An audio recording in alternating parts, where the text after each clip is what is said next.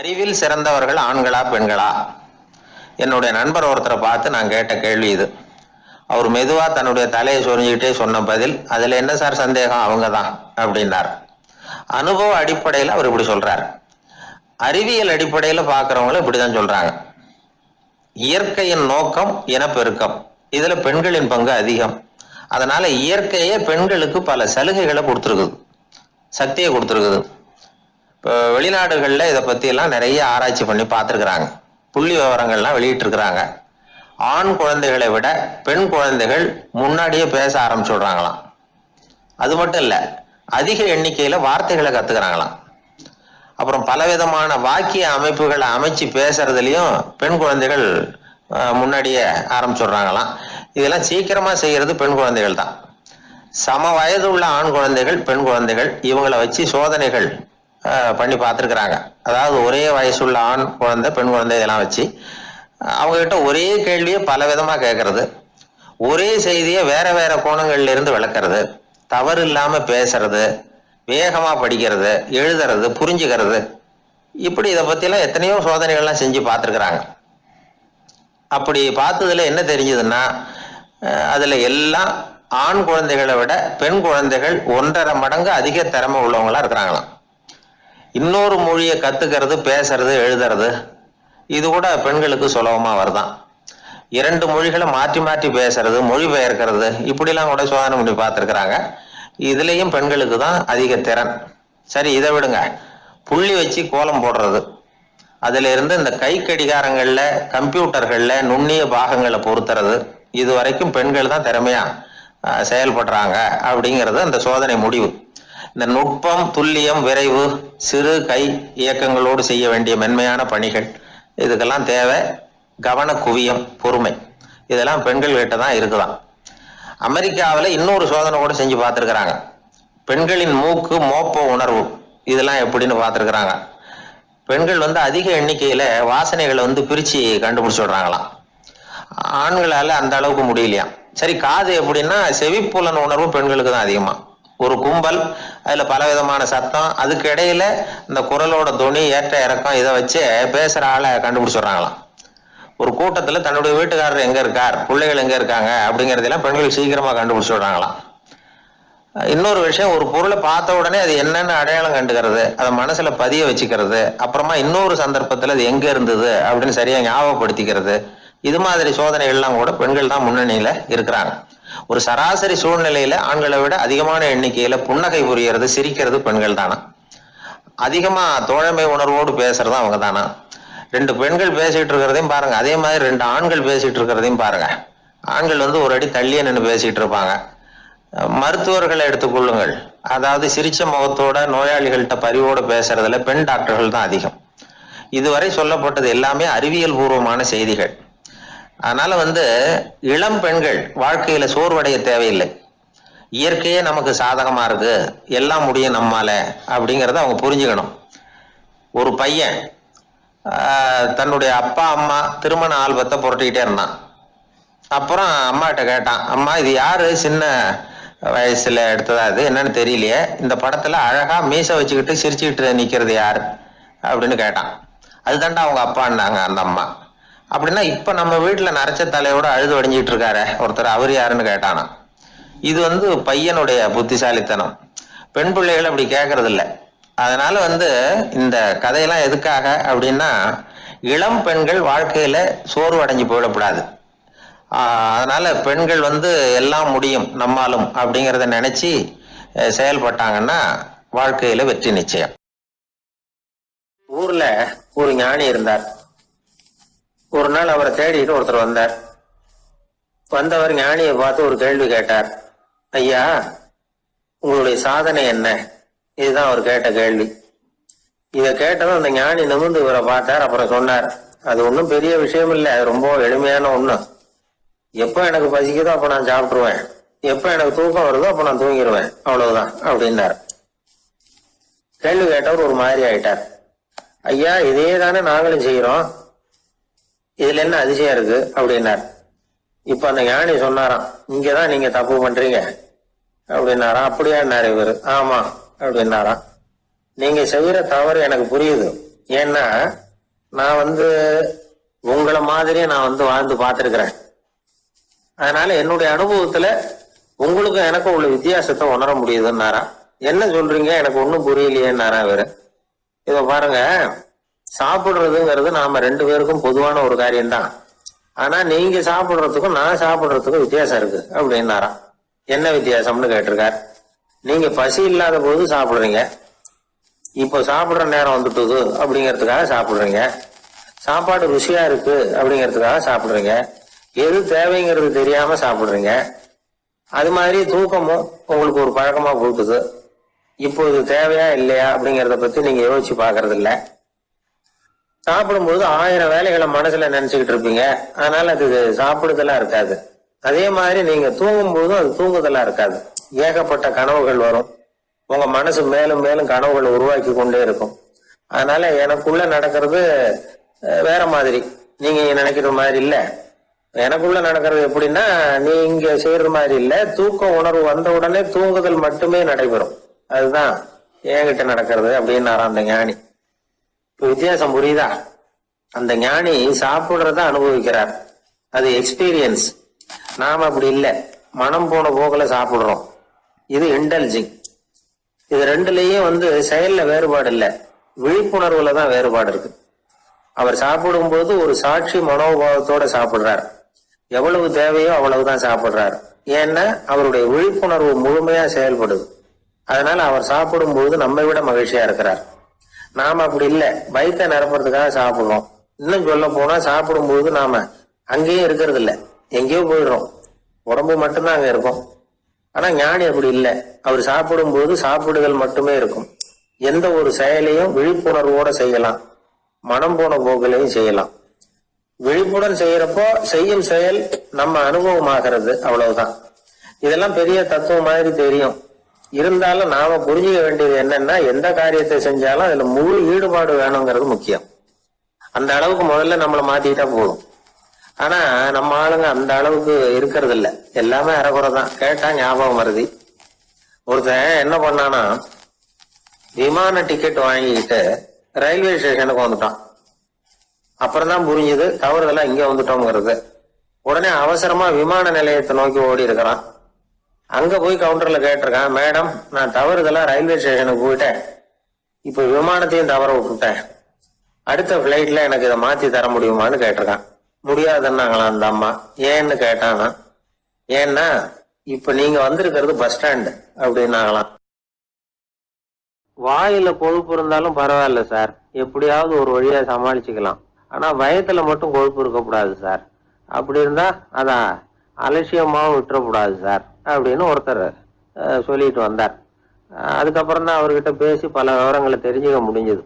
சில பேர் சொல்லுவாங்க, எனக்கு தொந்தி கிடையாது சார், வேணும்னா என் வயத்தை அழுத்தி பாருங்க, கல்லு மாதிரி இருக்கும்பாங்க.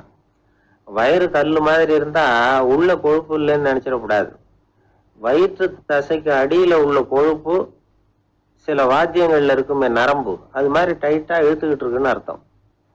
அதனால தொட்டு பார்த்தா கல்லு மாதிரி தான் இருக்கும், இருந்தாலும் தொந்தி தான். வயத்துல கொழுப்பு அதிகமா இருக்கிறது சங்கடம் தான். அதனால கொலஸ்ட்ரால் அளவு அதிகமாகும். இதய நோய்கள், நீரிழிவு, ஹைப்பர் டென்ஷன், ஸ்ட்ரோக், இது மாதிரி ரிஸ்க் எல்லாம் அதிகமாகும். ஒருத்தர் ஒல்லியா இருக்கலாம், உடம்பு இடம் அதிகப்படியா இல்லாம இருக்கலாம். அப்படி இருந்தா கூட அவர் உடம்புல மற்ற பகுதியை விட வயத்துல கொழுப்பு அதிகமா இருக்கும். நாம தான் ஒல்லியா இருக்கிறோமே, நமக்கு ஒண்ணும் இல்லை அப்படின்னு நினைச்சிடக்கூடாது. சரி, நம்ம வயிறு இருக்க வேண்டிய அளவை விட அதிகமா இருக்குதா இல்லையா, அதை எப்படி கண்டுபிடிக்கிறது? அதுக்கு சில வழி இருக்குது. முதல்ல நீங்க நேரா ஸ்ட்ரைட்டா நிமிர்ந்து நில்லுங்க. உங்க பார்வையை மட்டும் கீழே தாழ்த்தி காலு விரலை கவனிங்க. விரல் உங்களுக்கு தெரியுதா அப்படின்னா உங்க வயறு நார்மலா இருக்குன்னு அர்த்தம். கால் விரல் உங்க கண்ணுக்கு தெரியலையா அப்படின்னா உங்களுக்கு வயிறு பெருசுதான். இன்னொரு வழி இருக்கு, அது என்ன தெரியுமா? ஒரு தரையில நீட்டா படுத்துடணும். 1 மீட்டர் நீளம் உள்ள அளவுகோல் ஒண்ணு எடுத்துக்கோங்க. கழுத்து எலும்புல ஒரு பக்கத்தையும் இடுப்புல ஒரு பக்கத்தையும் வைங்க. பக்கவாட்டுல வைங்க, அதாவது படுக்கவாட்டுல. அது நடுப்பகுதி வயத்துல முட்டி தராசு மாதிரி ஆடுதா அப்படின்னா உங்க வயிறு உங்களுக்கு ப்ராப்ளம் தான். அதனால அதை கண்டுபிடிக்கிறதுக்கு அப்படி ஒரு அளவுகோல் வச்சிருக்கிறாங்க. மருத்துவ அறிவியல் ரீதியா உங்களுக்கு தொந்தி இருக்குதா இல்லையான்னு கண்டுபிடிக்கிறதுக்கு ஒரு வழி இருக்கு. உங்க இடுப்புல வெயிஸ்ட் அப்படின்னு சொல்றோம்ல, இடுப்புல ஒரு அளவு எடுக்கணும், சுற்றளவு. இடுப்புக்கு கீழே ஹிப்னு சொல்றோம்ல, அங்க ஒரு அளவு எடுக்கணும், அதிகபட்ச சுற்றளவு எடுக்கணும். அந்த அளவை இந்த அளவால வகுக்கணும். அதாவது உங்க வெயிஸ்ட் மெஷர்மெண்ட் இருக்குல்ல, அதை ஹிப் மெஷர்மெண்டால வகுக்கணும். இந்த விகிதம், அதாவது வெயிஸ்ட் ஹிப் ரேஷியோ, ஆண்களுக்கு 0.95க்கு மேல போகக்கூடாது, பெண்களுக்கு 0.85க்கு மேல போகக்கூடாது. அப்படி போயிட்டுதுன்னா வயிறு பெருத்திருக்குதுன்னு அர்த்தம். இது டாக்டர்கள் கண்டுபிடிக்கிற ஒரு விதம். சரி, இந்த தொந்தியை குறைக்கிறதுக்கு என்ன பண்ணலாம்? பட்னி கிடக்கலாமா அப்படின்னா அது தேவையில்லை. ஆனா கலோரி அளவை குறைக்கணும். அது எப்படி? கொழுப்பு ஆகாரத்தை குறைக்கணும். இப்போ கார்போஹைட்ரேட்டு, புரோட்டீன்லாம் இருக்குது இல்ல, அதெல்லாம் ஒரு கிராமுக்கு சுமாரா 4 கலோரி கொடுக்கும். ஆனா கொழுப்பு ஒரு கிராமுக்கு 9 கலோரி கொடுக்கும். அதனால ஒரே அளவுள்ள ஆகாரங்கள்ல கூட கலோரி வித்தியாசம் இருக்குது. கலோரி அளவு குறைச்சலா கொடுக்கக்கூடிய ஆகாரம் சாப்பிடணும். இப்போ தொந்தியை குறைக்கிறதுக்கு கடுமையான உடற்பயிற்சி தேவையா அப்படின்னு கேட்டா அதுவும் தேவையில்லையா. ஆகாரத்துல கொழுப்பை குறைச்சாவே போதும், மற்ற ஆகாரம் செரிக்கிறதுக்கு லேசான உடற்பயிற்சியே போதும். வயத்தை குறைக்கிறேன்னு சொல்லி சில பேர் உட்காந்து எழுந்திருப்பாங்க, அதுவும் தேவையில்லையா. அப்படிலாம் பண்ணி உங்களை கஷ்டப்படுத்திக்க வேண்டியதில்லை. வயத்தை குறைக்கிறதுக்கு அதெல்லாம் உதவுறது இல்லை அப்படின்னு அது சம்பந்தமான நிபுணர்கள் சொல்றாங்க. இப்ப இது சம்பந்தமா 1984 ஒரு சோதனையே பண்ணி பார்த்திருக்கிறாங்க. ஒரு நாளைக்கு 185 தடவை உட்காந்து எழுந்திருக்கிறது. இது மாதிரி 27 நாள் பயிற்சி பண்ணிவிட்டு பார்த்தாங்களாம். வயிற்று கொழுப்புல எந்த மாறுதலும் இல்லையா. அதனால உட்காந்து எழுந்திருக்கிற வேலையெல்லாம் தேவையில்லை. தொந்தியை குறைக்கிறதுக்கு முயற்சி பண்றவங்க தோற்றத்தை அழகாக்குறது ஒரு பக்கம் இருந்தா கூட ஆரோக்கியமான நீண்ட வாழ்வுக்கும் அவங்க அஸ்திவாரம் போடுறாங்கன்னு தான் அர்த்தம். ஒருத்தர் வந்தார், சார் எனக்கு தொந்தி இருக்கா இல்லையான்னு கண்டுபிடிக்கிறது கஷ்டமா இருக்குதுன்னார். சரி, நான் கண்டுபிடிக்கிறேன், இப்படி தரையில காலை நீட்டி ஸ்ட்ரைட்டா படுங்க அப்படின்னோம். சரின்னு படுத்துட்டார். இப்போ உங்க கண்ணை திருப்பி கால் கட்டை விரல பாருங்க, கட்டை விரல் தெரியுதா அப்படின்னு கேட்டேன். தெரியுது சார்னார். நீங்க தெரியுதுன்னு சொல்றத நான் எப்படி நம்புறதுன்னு. அதுவும் தெரியுற அந்த கட்டை விரல் நுனியில ஒரு ஈ கூட உட்காந்துருக்குது பாருங்க சார் அப்படின்னார். அப்படின்னா நீங்க பாக்குறது கட்டை விரல் இல்லை சார், உங்க மூக்கு நுனி, அங்கதான் இப்ப ஈ உட்காந்துருக்குது அப்படின்னோம். ஒருத்தன் தன்னுடைய நண்பனை வழியில பார்த்தான். என்னப்பா லெட்டர் போட்டுன கிடைச்சதா அப்படின்னா. ஓ கிடைச்சதேன்னா அவன். இவன் உடனே ஏன்டா போய் சொல்ற, நான் உனக்கு லெட்டரே போடல, சும்மா தான் கேட்டேன், உடனே கிடைச்சிட்டுங்கிறிய அப்படின்னா. லெட்டர் போட்டேன்னு நீ போய் சொல்றப்போ அது கிடைச்சதுன்னு நான் போய் சொல்லக்கூடாதா அப்படின்னு நானா அவன். இப்படிப்பட்டவங்க சில பேர் இருந்தா கூட இன்னைக்கு கடிதம் மூலமா தொடர்பு கொள்ளாதவங்க இருக்கவே முடியாது. அந்த அளவுக்கு அது அவசியமான ஒன்னாயிட்டுது. இந்த அஞ்சல் அட்டைகள் எப்படி ஆரம்பமாச்சு தெரியுமா? ஆஸ்திரியா நாட்டுல ஒரு பேராசிரியர் இருந்தார். அவர் பேரு இம்மானுவேல் ஹெர்மன். அவர் ஒரு நாள் ஒரு பத்திரிகையில கட்டுரை எழுதினாராம். இது நடந்தது 1869. அவர் எழுதின கட்டுரையில மக்கள் அதிகம் செலவில்லாம ஒருத்தருக்கு ஒருத்தர் தகவல் பரிமாறிக்கிறது எப்படி அப்படிங்கிறத பத்தி எழுதியிருந்தார். அதுக்கு சில யோசனைகளை அவரே எழுதியிருந்தாராம். எப்படின்னா, அந்த கட்டுரையை எல்லாரும் படிச்சு பார்த்துருக்குறாங்க, அவர் சொன்ன யோசனைகள் என்னன்னு. அது அரசாங்கத்தின் கவனத்துக்கு போச்சான். ஆகா, இது அவர் சொல்ற யோசனை நல்லா இருக்கும் போல் இருக்கு அப்படின்னு அவங்களே நினைச்சிருக்கிறாங்க. அவ்வளவுதான். உடனே அந்த யோசனையை நடைமுறைக்கு கொண்டுகிட்டு வந்தாங்களாம். பேராசிரியர் இம்மானுவேல் ஹெர்மனின் யோசனைப்படி அச்சடிச்ச அரசு முத்திரையோட அரசாங்கம் அஞ்சல் அட்டைகளை வெளியிட ஆரம்பிச்சுதான். 1869 அக்டோபர் 7ஆம் தேதி இது நடந்திருக்கு. உலகின் முதல் அஞ்சல் அட்டை வெளிவந்த நாள் அது. அப்பதான் அதுக்கு பேர் என்ன தெரியுமா? அதாவது கரஸ்பாண்டிங் கார்டு அப்படின்னு பேராது. அதுக்கப்புறம் என்ன ஆச்சுன்னா, உடனடியா அமெரிக்காவிலேயும் இது மாதிரியான கார்டுகளை வெளியிட ஆரம்பிச்சுட்டாங்க. அங்க இதுக்கு என்ன பேர் தெரியுமா? Postal card. அதுக்கப்புறம் 1870 இங்கிலாந்துலயும் இதை வெளியிட்டாங்களாம். அதை வெளியிட்ட முதல் நாள் அன்னைக்கு என்ன நடந்தது தெரியுமா? மக்கள்லாம் ஏதோ நியாய விலை கடையில நிக்கிறது மாதிரி பெரிய பெரிய கியூ வரிசையில நின்று இதை வாங்கினாங்களாம். நம்ம நாட்டுல முதல் அஞ்சலகம் 1927 கல்கத்தாவில் ஆரம்பமாயிருக்கு. இன்னைக்கும் அஞ்சலகம் இல்லாத இடமே இல்லை. அந்த அளவுக்கு அஞ்சல் போக்குவரத்து அதிகமா இருக்குது. அன்னைக்கு உள்நாட்டுல ஒருத்தருக்கு ஒருத்தர் தகவல் பரிமாற்றம் செய்து கொள்ள மலிவான ஒரு அஞ்சல் அட்டையை அரசாங்கம் வெளியிடலாம் அப்படின்னு பேராசிரியர் எழுதின கட்டுரை இன்னைக்கு எந்த அளவுக்கு ஆகியிருக்கு பாத்தீங்களா? ஒருத்தன் ஒரு தபால் பெட்டிக்கு பக்கத்துல தலைய வச்சுக்கிட்டு அவன் பாட்டுக்கு நின்றுட்டு இருந்திருக்கான். அங்க இருந்து இன்னொருத்தன் கேட்டிருக்கான், என்ன ஆச்சுன்னு. கொஞ்ச நேரத்துக்கு முன்னாடி இந்த தபால் பெட்டியில ஒரு கார்டு எழுதி போட்டேன், விவரம் எல்லாம் நல்லா தான் எழுதியிருக்கிறேன், ஆனா அட்ரஸ் எழுத மறந்துட்டேன் அப்படின்னு நானா. உடனே அவன், அதுக்காக கவலைப்படாத, நான் போட்ட கார்டுல அட்ரஸ் எல்லாம் பின்கோடு உட்பட கரெக்டா எழுதியிருக்கேன், ஆனா விவரம் எழுத மறந்துட்டேன் நானா. கவலைப்படாத, கொஞ்ச நேரத்துல தபால்காரர் வருவார், பெட்டியை திறந்ததும் நம்ம லெட்டர் கேட்டு வாங்கிக்கலாம்னா ஒருத்தன். கொஞ்ச நேரத்துக்கு முன்னாடி அவர் வந்தார், கேட்டேன், அதுக்கப்புறம் தான் மனசுக்கு ரொம்ப கஷ்டமா போச்சு நானா. இவன் ஏண்டான்னு கேட்டிருக்கான் அவன். இது தபால் புட்டு இல்லையா? மனிதர்கள்ல சில பேரு ரொம்ப வித்தியாசமா நடந்துக்குவாங்க. மற்றவங்களுக்கு அது ரொம்ப ஆச்சரியமா கூட இருக்கும். அந்த ஆள் ஒரு மாதிரி பார்த்து நடந்துக்கோ அப்படின்னு கூட சொல்றது உண்டு. இவங்களை பார்த்து நாம பித்து குளியும்போம். உளவியல் இவங்களை எக்ஸென்ட்ரிக்ஸ் அப்படின்னு சொல்லுது. இவங்களை மனநோயாளிகள்னு தவறா புரிஞ்சிக்க கூடாது. அவங்க வேற இவங்க வேற.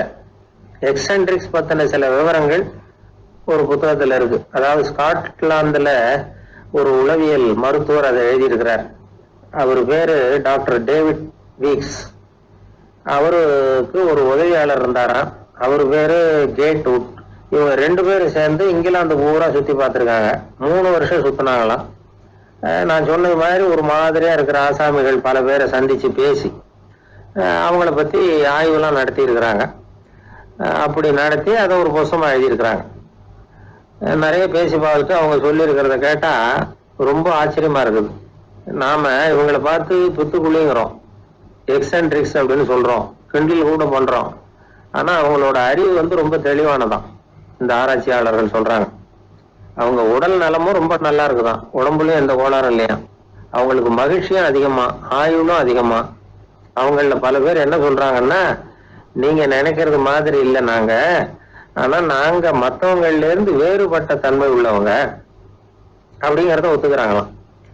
இந்த உலகம் பிறந்ததுல இருந்து இப்படிப்பட்ட வித்தியாசமான ஆசாமிகளும் பிறந்திருக்கிறாங்க. சரி, அப்படிப்பட்டவங்க எப்படி இருப்பாங்க? இப்ப ஒரு மகாராஜா தன்னோட நாய்க்கு லட்சக்கணக்கில் பணம் செலவு பண்ணி கல்யாணம் பண்ணி வச்சிருக்கிறார். ஒரு கோடீஸ்வரர் தான் வளர்த்துக்கிட்டு இருந்த பூனைகளுக்கு தன்னோட சொத்து பூராவை எழுதி வச்சிருக்கிறார். இது மாதிரி ஒருத்தர் 2 பேர் இல்ல, நிறைய பேர் உண்டு. சில பேர் எப்படி தெரியுமா, அவங்களுக்கு வசதியில எந்த குறையும் இருக்காது, வீடு காரு பணம் எல்லாம் தாராளமா இருக்கும். அப்படி இருந்தாலும் அவங்க கிட்ட ஒரு பழக்கம் இருக்கும். யாராவது ஒரு நண்பர் வீட்டு விசேஷத்துக்கு போயிருப்பார், இல்லைன்னா ஒரு கடைக்கு போயிருப்பார். அவங்க ரொம்பவும் மரியாதையா வரவேற்று எல்லாம் பண்ணிட்டு இருப்பாங்க. ஆனா இவரு அவங்களுக்கு தெரியாம ஏதாவது ஒரு பொருளை திருடி பாக்கெட்ல ஓடிட்டு வந்துருவார். அப்படி வந்தாதான் இவருக்கு திருப்தி. பல பேர் அவங்க வளர்த்த பிராணிகளுக்கு பளிங்கு கல்லால சமாதி கட்டி வச்சிருக்கிறாங்க. இப்படிலாம் பண்றாங்க. பல பேர் அவங்களுக்கு பிடித்தமான ஒருத்தர் எப்படியோ அதே மாதிரி தலைமுடி தாடி வச்சுக்கிறது, உடை உடுத்திக்கிறது, மலை குகையில போய் குடியிருக்கிறது, இப்படி எவ்வளவோ வினோதமான நடவடிக்கைகள். இவங்களெல்லாம் ஆய்வு பண்ணின டாக்டர் வீக்ஸ் என்ன சொல்றாரு தெரியுமா? பொதுவா இவங்க உயர்ந்த புத்திசாலிகளா இருக்கிறாங்க. ஒருமைப்பட்ட மனம், கருமையுமே கண்ணான பண்பு, தனிமையை நாடுற மனப்பான்மை எல்லாம் இவங்களுக்கு உண்டு. அவங்கள பல பேர் அவங்க பெற்றோருக்கு முதல் குழந்தை அல்லது ஒரே குழந்தை இப்படிதான் இருக்கிறாங்க. இது மாதிரியானவங்க பெண்கள் 1 பங்குன்னா ஆண்கள் 2 பங்கு. இவங்கெல்லாம் ஆக்கப்பூர்வமான செயல் செய்யறாங்க, அப்படிப்பட்டவங்களாதான் இருக்கிறாங்க. அடுத்தவங்க கிட்ட அன்பு காட்டுறவங்களா இருக்கிறாங்க, உற்சாகம் ஊட்டுறவங்களா இருக்கிறாங்க. அவங்களுடைய ஆக்கப்பூர்வமான பணிகளுக்கு ஊக்கம் கொடுத்தா அவங்க மன சந்தோஷமும் உடல் நலமும் பெருகும், ஆயுளும் கூடும். இதெல்லாம் அந்த டாக்டருடைய கண்டுபிடிப்பு. பித்துக்குளித்தனத்துக்கும் மனநோய்க்கும் வித்தியாசம் உண்டுங்கிறத சொல்றதுதான் இந்த தகவல். அதனால 2ம் ஒண்ணுன்னு நினைச்சிடக்கூடாது. ஒரு நண்பன் ஒருத்தனை பத்தி சொல்றோம். அவன் எந்த வகைன்னு நீங்களே முடிவு பண்ணுங்களேன். அவன் ஒரு கல்யாண வீட்டுக்கு போய் சாப்பிட்டுட்டு வெளியில வந்தோம். அவங்க கூட வெளியில வந்த உடனே ரொம்ப நேரமா தன்னோட செருப்பை தேடிட்டு இருந்தான். என்னப்பா இன்னுமா உன் செருப்பு கிடைக்கல அப்படின்னு கேட்டோம். இல்ல என்னது முன்னாடியே கிடைச்சுட்டுது, அதை விட நல்லதா ஏதாவது கிடைக்குமான்னு பாக்குறேன் அப்படின்னா அவன். ஒரு நண்பர்கிட்ட பேசிக்கிட்டு இருந்தேன். அவருடைய உறவினர் ஒருத்தர் ஒரு நேர்முக தேர்வுக்கு போயிருந்தாராம், இன்டர்வியூக்கு. ரொம்பவும் பொறுப்பு பொறுப்பாகவும் கவனமாகவும் செயல்பட வேண்டிய பதவிக்கான நேர்காணல் அது. இவர் எழுத்து தேர்வுல ஏராளமான மதிப்பெண்கள் வாங்கிவிட்டார். அதனால அதை பத்தி கவலை இல்லை. இப்ப நேர்முக தேர்வுல தேர்வு பெறணும். ஏராளமான சான்றிதழ்கள் வச்சிருந்தார். நேர்காணல்ல கேட்கப்பட்ட எல்லா கேள்விகளுக்கும் சரியான பதில தான் சொன்னார். இருந்தாலும் பாருங்க, அந்த நேர்முக தேர்வுல அவர் தேர்ந்தெடுக்கப்படலை. என்ன காரணம் அப்படின்னு பின்னாடி விசாரிச்ச போதும் விவரம் தெரிஞ்சுதான். அது என்ன ஆயிருக்குதுன்னா, அந்த நேர்காணலின் போது இவர் நடந்துகிட்ட முறையில சில தவறுகள் நடந்து போச்சான். முக்கியமா 2 தவறுகள். ஒண்ணு, அவங்க ஒரு கேள்வியை கேட்டு முடிக்கிறதுக்குள்ளேயே இவர் பதில் சொல்ல ஆரம்பிச்சுட்டாராம். ரெண்டாவது என்னன்னா, இவர் நாற்காலியில தாராளமா இயல்பா சாஞ்சி உட்காராம நாற்காலி முனையில உட்கார்ந்து இருந்தாராம். இந்த 2 விதமான செயல்பாடுகளும் இவர் அவசரப்படுறவர், பதற்றப்படுறவர் அப்படிங்கிறதுக்கான அடையாளங்கள். அதாவது கேள்வியை கேட்டு முடிக்கிறதுக்குள்ளேயே முந்திக்கிட்டு பதில் சொல்றது. ரெண்டாவது, நாற்காலியில இயல்பா தாராளமா உட்காராம நாற்காலி முனையில உட்கார்றது. பார்க்க போற வேலைக்கு அவசரம், பதற்றம் இது 2 இருக்கக்கூடாதான். அதனால மார்க் இருந்தும் சர்டிபிகேட் இருந்தும் அந்த வேலை வாய்ப்பு அவருக்கு கிடைக்கல. வேலை கொடுக்கறவங்க நம்ம கிட்ட இருந்து என்னதான் எதிர்பார்க்கறாங்க, இதை தெரிஞ்சு வச்சுக்கிறது நல்லது. முதல்ல மற்றவர்களுடன் தொடர்பு கொள்ளும் திறமை, அதாவது எபிலிட்டி டு கம்யூனிகேட். நீங்க நினைக்கிறத அழகா தொகுத்து வகைப்படுத்தி சொல்ல தெரியுதான்னு பார்ப்பாங்க. உங்க திட்டங்களை அடுத்தவங்க ஏற்றுக்கொள்ளக்கூடிய விதத்துல வெளிப்படுத்துறதுக்கு உங்களால முடியுதான்னு பார்ப்பாங்க. இதுக்கு என்ன செய்யறது? குழப்பம் இல்லாம சிந்திக்கணும், குழப்பம் இல்லாம பேசணும். ரெண்டாவது விஷயம் என்னன்னா புத்திசாலித்தனம், அதாவது இன்டெலிஜென்ஸ். ஏத்துக்க போற வேலையை நல்ல விதமா செய்ய முடியுமா உங்களால, அதை எந்தெந்த வழியில செய்யலாம் அப்படிங்கிறத உங்களால தீர்மானிக்க முடியுமா, அந்த வேலைக்கான புது புது யோசனைகளை உங்களால சொல்ல முடியுமா அப்படின்னு பார்ப்பாங்க. இது இன்டெலிஜென்ஸ். மூணாவது தன்னம்பிக்கை, அதாவது செல்ஃப் கான்பிடன்ஸ். உங்களுக்கு அது உண்டா அப்படிங்கிறத கவனிப்பாங்க. எந்த சூழ்நிலையையும் சமாளிக்கணும், எப்படிப்பட்ட மனிதர்களையும் சமாளிக்கிற தைரியம் வேணும், அடுத்தவங்களை நமக்கு சாதகமா திருப்பக்கூடிய தன்னம்பிக்கை வேணும். நாலாவது பொறுப்புகளை முன்வந்து ஏற்றுக்கொள்ளுதல், வில்லிங்னஸ் டு அக்செப்ட் ரெஸ்பான்சிபிலிட்டி. பொறுப்புகள்ல இருந்து நழுவி போக ஆசைப்படாம செஞ்சு முடிக்கணும். அஞ்சாவது முன் வருதல், இனிஷியேட்டிவ். வேலையோட முக்கியத்துவம் உணர்ந்து அதை ஏத்துக்கிட்டு தகுந்த நடவடிக்கைகளை தயங்காம எடுக்கிறதுக்கு முன் வரணும். ஆறாவது என்னன்னு கேட்டீங்கன்னா தலைமைத்துவம், லீடர்ஷிப். 4 பேருக்கு தலைமை தாங்கி நல்ல விதத்துல நடந்துக்க தெரியுதா. ஏழாவது கற்பனை திறன், இமேஜினேஷன். சில பிரச்சனைகள் வரக்கூடும் அப்படின்னு முன்கூட்டியே யூகிச்சு அதுக்கு தகுந்த மாதிரி நடவடிக்கை எடுக்கிற திறமை உண்டா அப்படிங்கிறத பார்ப்பாங்க. எட்டாவது என்னன்னா வளைந்து கொடுத்தல், பிளெக்சிபிலிட்டி. சூழ்நிலைக்கு தகுந்த மாதிரி, மாற்றங்களுக்கு தகுந்த மாதிரி அனுசரிச்சு நடந்துக்கிறதுக்கு தெரியுதா அவங்களுக்கு அப்படிங்கிறத கவனிப்பாங்க. அடுத்தது திறமைகளை வெளிக்கொணரும் திறமை, இன்டர்பர்சனல் ஸ்கில்ஸ். அடுத்தவங்க கிட்ட இருக்கிற திறமையை கண்டுபிடிச்சு அதை நல்ல விதத்துல ஊக்கப்படுத்தி பயன்படுத்த தெரியுதா அப்படின்னு பார்ப்பாங்க. ஆறாவது சுய அறிவு, செல்ஃப் நாலேஜ். அடுத்தவங்க நம்மளை பத்தி என்ன நினைக்கிறாங்க அப்படிங்கறத நம்மளால புரிஞ்சுக்க முடியுதாங்கிறது முக்கியம். அடுத்தது போட்டி மனப்பான்மை, காம்படிட்டிவ்னஸ். அடுத்தவங்களை ஒப்பிட்டு பார்த்து அதை விட ஒரு படி மேல வரணுங்கிற குணம் வேணும். இதுக்கு அடுத்தது என்னன்னா குறிக்கோளை வெல்லுதல், கோல் அச்சீவ்மெண்ட். குறிக்கோளை சவாலா எடுத்துக்கிட்டு அதை அடையணும். அப்புறம் வேறுபட்ட திறமைகள், ஒகேஷனல் ஸ்கில்ஸ். பதவிக்கு வேண்டிய திறமைகள் தவிர மற்ற திறமைகள் எதுவும் உண்டாங்கிறது முக்கியம். நமக்கு வேலை கொடுக்கணும்னு நினைக்கிறவங்க நம்ம கிட்ட இருந்து இவ்வளவும் எதிர்பார்ப்பாங்க. அதுக்கு தகுந்த மாதிரி நம்மளை நாமே தயார்படுத்திக்கணும். எனக்கு வேண்டப்பட்ட ஒருத்தர் ஒரு இன்டர்வியூக்கு போயிட்டு வந்தார், நேர்காணலுக்கு. எப்படி இருந்தது இன்டர்வியூன்னு விசாரிச்சேன். நான் போனேன். அவர் கேட்ட எல்லா கேள்விக்கும் அவர் எதிர்பார்த்தது மாதிரி எல்லா பதிலையும் சொன்னேன். கடைசியா நான் எதிர்பார்க்காத ஒரு தகவலை அவர் சொன்னார் அப்படின்னாரு. என்னன்னு கேட்டேன். அவரும் என்ன மாதிரியே இன்டர்வியூக்கு வந்தவர் தானா, சும்மா என்ன கேள்வி கேட்டுக்கிட்டு உட்காந்துருந்தாராம் அப்படின்னார். அதனால ஒரு நேர்காணலுக்கு போறதுக்கு முன்னாடி என்ன எதிர்பார்க்கறாங்க அப்படிங்கறத தெரிஞ்சுக்கிட்டு போனா வெற்றி நிச்சயம். ஒரு கோவில்ல ஆன்மீக சொற்பொழிவு நடந்துகிட்டு இருக்குது. ஒரு பெரியவர் பேசிக்கிட்டு இருக்கார். கடவுளை பத்தியும் சொர்க்கத்தை பத்தியும் மனுஷனை பத்தியும் அவர் விவரமா பேசுறார். எல்லாரும் உட்கார்ந்து கேட்கிறாங்க. அந்த கூட்டத்துல ஒரு தத்துவ ஞானியும் உட்கார்ந்து இருக்கிறார். அவரு அவருடைய நண்பர்.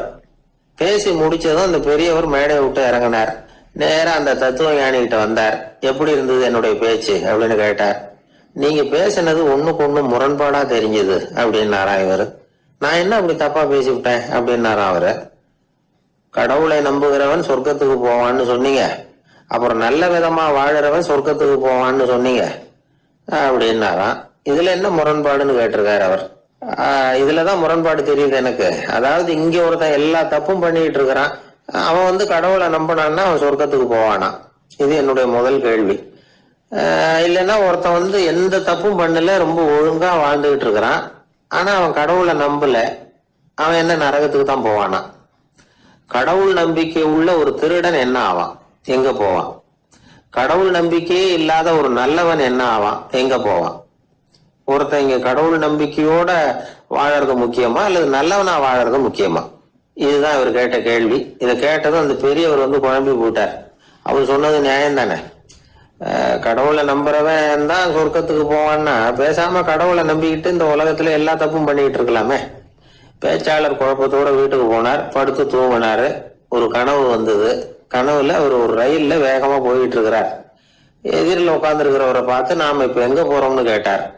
சொர்க்கத்துக்கு போயிட்டு இருக்கிறோம் அப்படின்னாங்களாம். ரயில் போய் நின்னுது. இவர் இறங்கினார். இங்க கௌதம புத்தர் இருப்பார், சாக்ரட்டிஸ் இருப்பார், அவங்கள பாக்குறதுக்கு ஒரு நல்ல வாய்ப்பு அப்படின்னு நினைச்சுக்கிட்டே அங்கேயும் இங்கேயும் பார்த்தார். அங்க யாருமே இல்லை. ஒரே பாலைவனம் மாதிரி இருக்குது. பச்சை இல்லை, பசுமை இல்லை, பூக்கள் இல்லை, மரம்லாம் மொட்டையா நிக்குது. எலும்பும் தோலுமா சில முனிவர்கள் அங்கேயும் இங்கேயுமா உட்கார்ந்துருக்கிறாங்க. இவர் அவங்க கிட்ட போய் இந்த புத்தர், சாக்ரட்டிஸ் இவங்க எல்லாம் எங்க இருக்கிறாங்கன்னு கேட்டாராம். அப்படி யாரும் இங்க இல்லையே, அவங்க எல்லாம் யாரு அப்படின்னு திருப்பி கேட்டிருக்கிறாங்க. இவருக்கு அதிர்ச்சியா போச்சு. அப்படின்னா அவங்க எங்க போயிருப்பாங்க?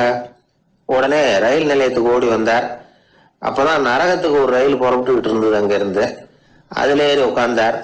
ரயில் வேகமா போச்சு. நரகம் நெருங்க நெருங்க காற்று குளிர்ச்சியா வீச ஆரம்பிச்சுதான். வெளியில பசுமையா இருந்துதான். அழகான மலர்கள், அழகான நீர்நிலைகள், நந்தவனங்கள், ரொம்ப அருமையா இருக்குது. ரொம்ப அங்க இருந்தவங்க எல்லாம் ரொம்ப மகிழ்ச்சியா உல்லாசமா வேற இருந்திருக்கிறாங்க. எங்க பார்த்தாலும் ஆடல் பாடல் உற்சாகம். இவர் ரயில விட்டு இறங்கினார். அவருக்கு சந்தேகம், இதுவா நரகம் அப்படின்னு விசாரிச்சிருக்காரு.